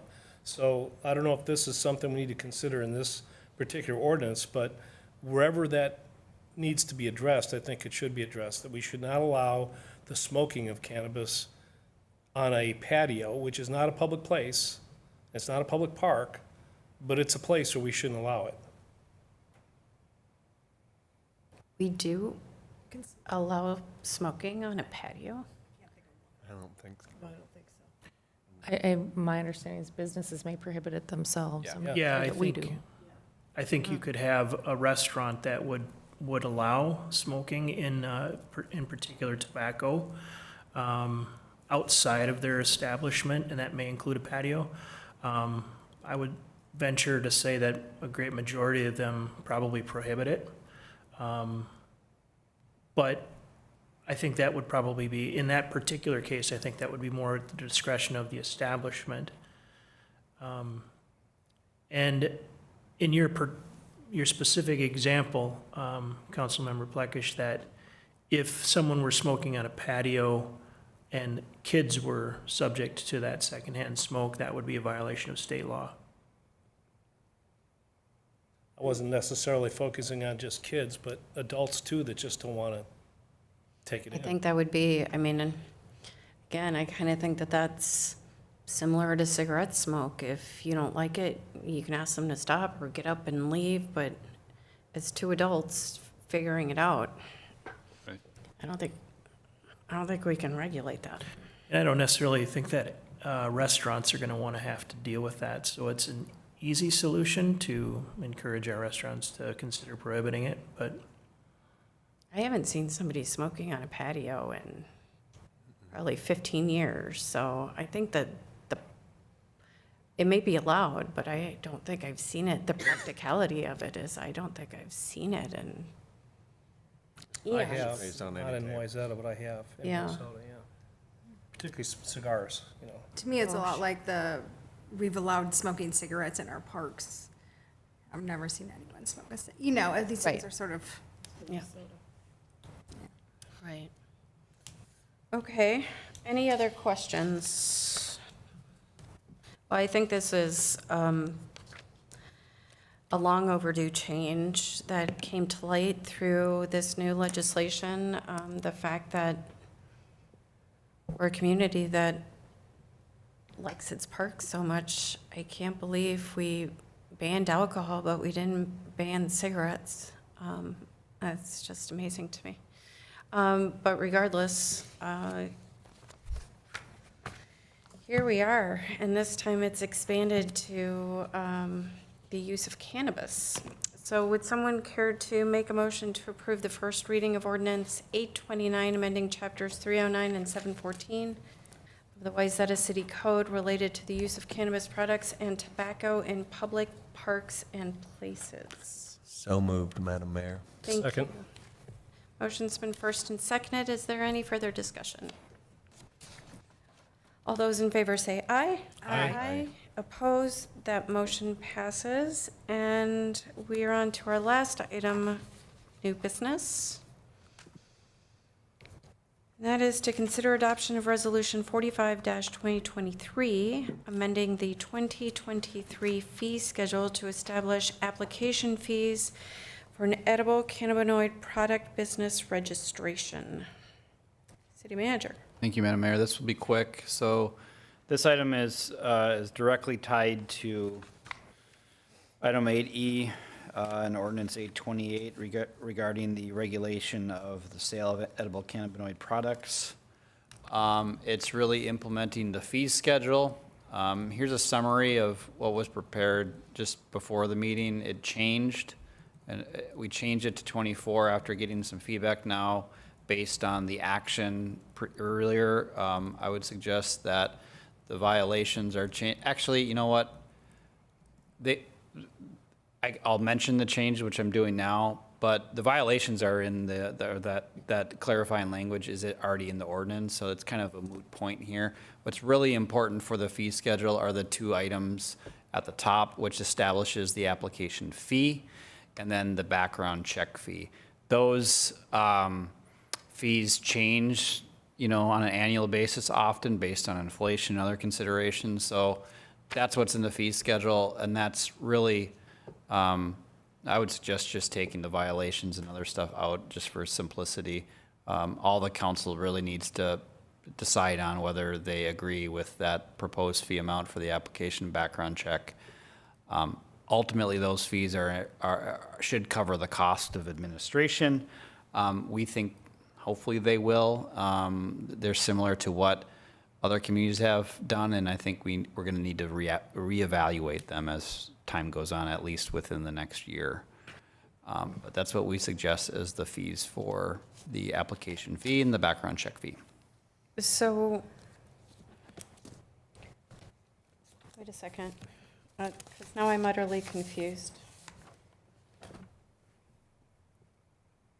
So we're voting on we're voting on the violations as well, or just the first two pieces? Well, Madam Mayor, I think what the city manager said, we can just remove the reference to violations in this fee schedule. And you could ask for a motion to approve Resolution 45-2023 as presented in the packet without the violations. Okay, Yep, thank you. excellent. Any questions or comments about Resolution 45-2023? I think the fee should be higher. Sorry, You're killing me, Alex. I know I am. You might as well go all the way to the We've end. talked about this. Yeah, I agree with you. I understand your concerns. But we have to capture fees that we can justify the cost to the city. They can't be inflated or exaggerated. We just They spent have more to than $450 worth of our time up here. This is true. Let's work that into the calculations. Council salaries, maybe. I don't think they get any lower per hour. No. Yeah, okay. So back to the fees. Any questions or any other concerns besides Councilmember Flakish's? No, okay. Then would someone care to adopt, or to make a motion to adopt Resolution 45-2023, amending the 2023 fee schedule as presented in the packet minus the section on violations? I'd like to make that motion, Madam Mayor. Excellent. Is there a second? Second, Madam Mayor. Thank you. Any further discussion? All those in favor say aye. Aye. Opposed? That motion passes. New business is officially concluded. And we are on to the city manager's report. Quickly, Madam Mayor, want to thank the fire department for putting on a great picnic that was open to really the whole organization and community last Sunday.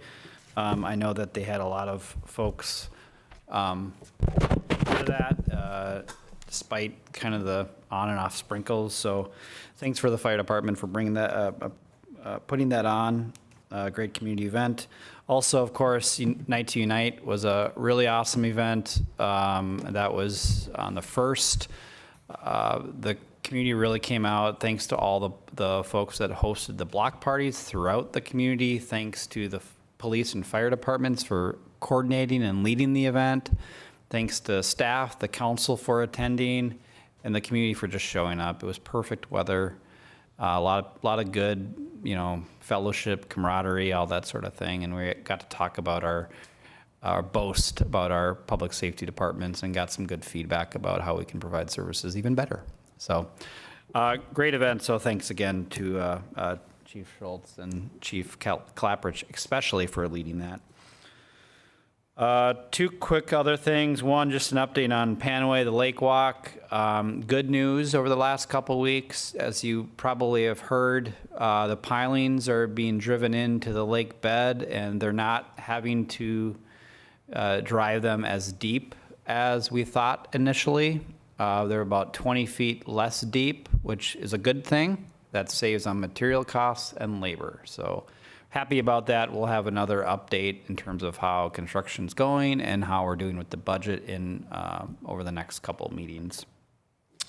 And the piling is actually, you've heard probably the sound, but really for each pile, it's about 15 minutes, and there's only so many piles they can do a week. So the actual time where they're making loud noise, I know it's, I don't live right next to it, or, I'm sure it's easy for me to say, but it's a smaller amount than I would have expected. So it's only technically a few hours every week. And lastly, just want to promote the West Wind Swing Band. They are the second performance of our concert in the park at the Great Lawn. That's this Sunday. We had ipso facto out there last Sunday, despite the weather. It's from 4:30 to 5:30. It's a lot of good fun. So it's free. It's a beautiful setting. And what I really like about the park board's approach with this. They've selected completely different genres of music each and every week, which is pretty cool. Last week was reggae, this swing. Next, I think it's going to be like pop ballads and stuff. So it's a little bit of everything. So it's great. That's all I have.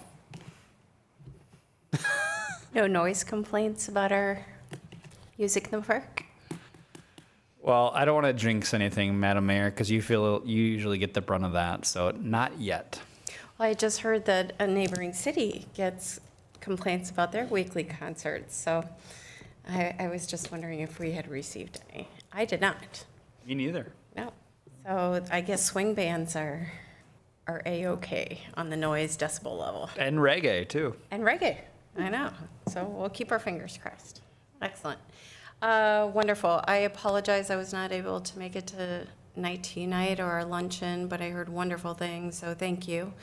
Thank you for those who were able to attend. Appreciate it in my absence, but I'm feeling much better. So that's always, a fun night to celebrate with the community, and I'm sorry I wasn't able to be there, but you guys were in good hands.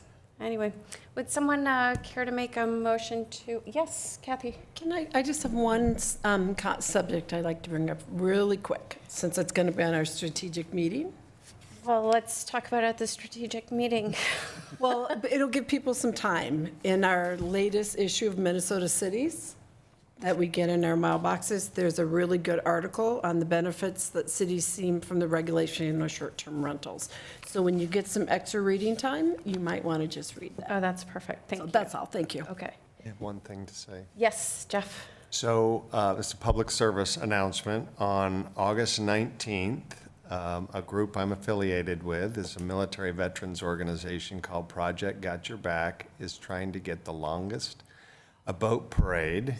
And you need to meet with your canoe, your boat of any size, your sailboat at the northeast tip of Big Island at 2 p.m. And then we're going to parade around Browns Bay. And then on the east side of Browns Bay, there is going to be another Guinness Book of World Records attempt, and that is the most people in the water with a pool noodle. Oh. And you need to register your boat. You have to register your boat. And who do they register with? PGYB.org. PGYB.org. Project Got Your Back. Okay. And I think you can just Google that too. And that benefits veterans? So Project Got Your Back is an organization that provides a navigator to veterans. These navigators know the 300 service organizations within the Minnesota. Mm-hmm. And so they can direct a veteran to these organizations. So there's a lot of time and for services. There's a lot of time saved and research saved for somebody who's in need. How wonderful. And that's August 19th. What time is everybody supposed to meet up? 2 p.m. 2 p.m. at the northeast corner of Big Island. Northeast corner of Big Island. With some sort of boat. Water vessel. Yeah. And the pool noodle event? So the separate? The parade will finish on the east side of Browns Bay, and the pool noodle will be there. Oh, and there'll be balloons and things and a DJ, and it should be a really fun time. And Councilmember Parkhill, are you participating in the noodle event? I hope to be in there. I have Your own noodle. There's 500 noodles provided. We'll see. Mm. But we only have to get 254 for the pool noodle one. Now, the boat thing's a little longer, a little harder. They have to get over 1,100, but we'll see. Well, that sounds like a wonderful We have cause. 2 officials from the Guinness Book of World Records in town. One is coming up from Colombia. Wow. And I don't know where the other person's coming from, but they are... Colombia, the country. The country. Wow. And they're going to supervise these 2 attempts. So they're official. Fantastic. Oh, I love that. That's fantastic. And will there be aerial shots then that the community can see how we did? We are working on that. Okay, wonderful. If nothing else, talk to our amazing cameraman, Fred. Yep. I have reached out to Fred. Good, good.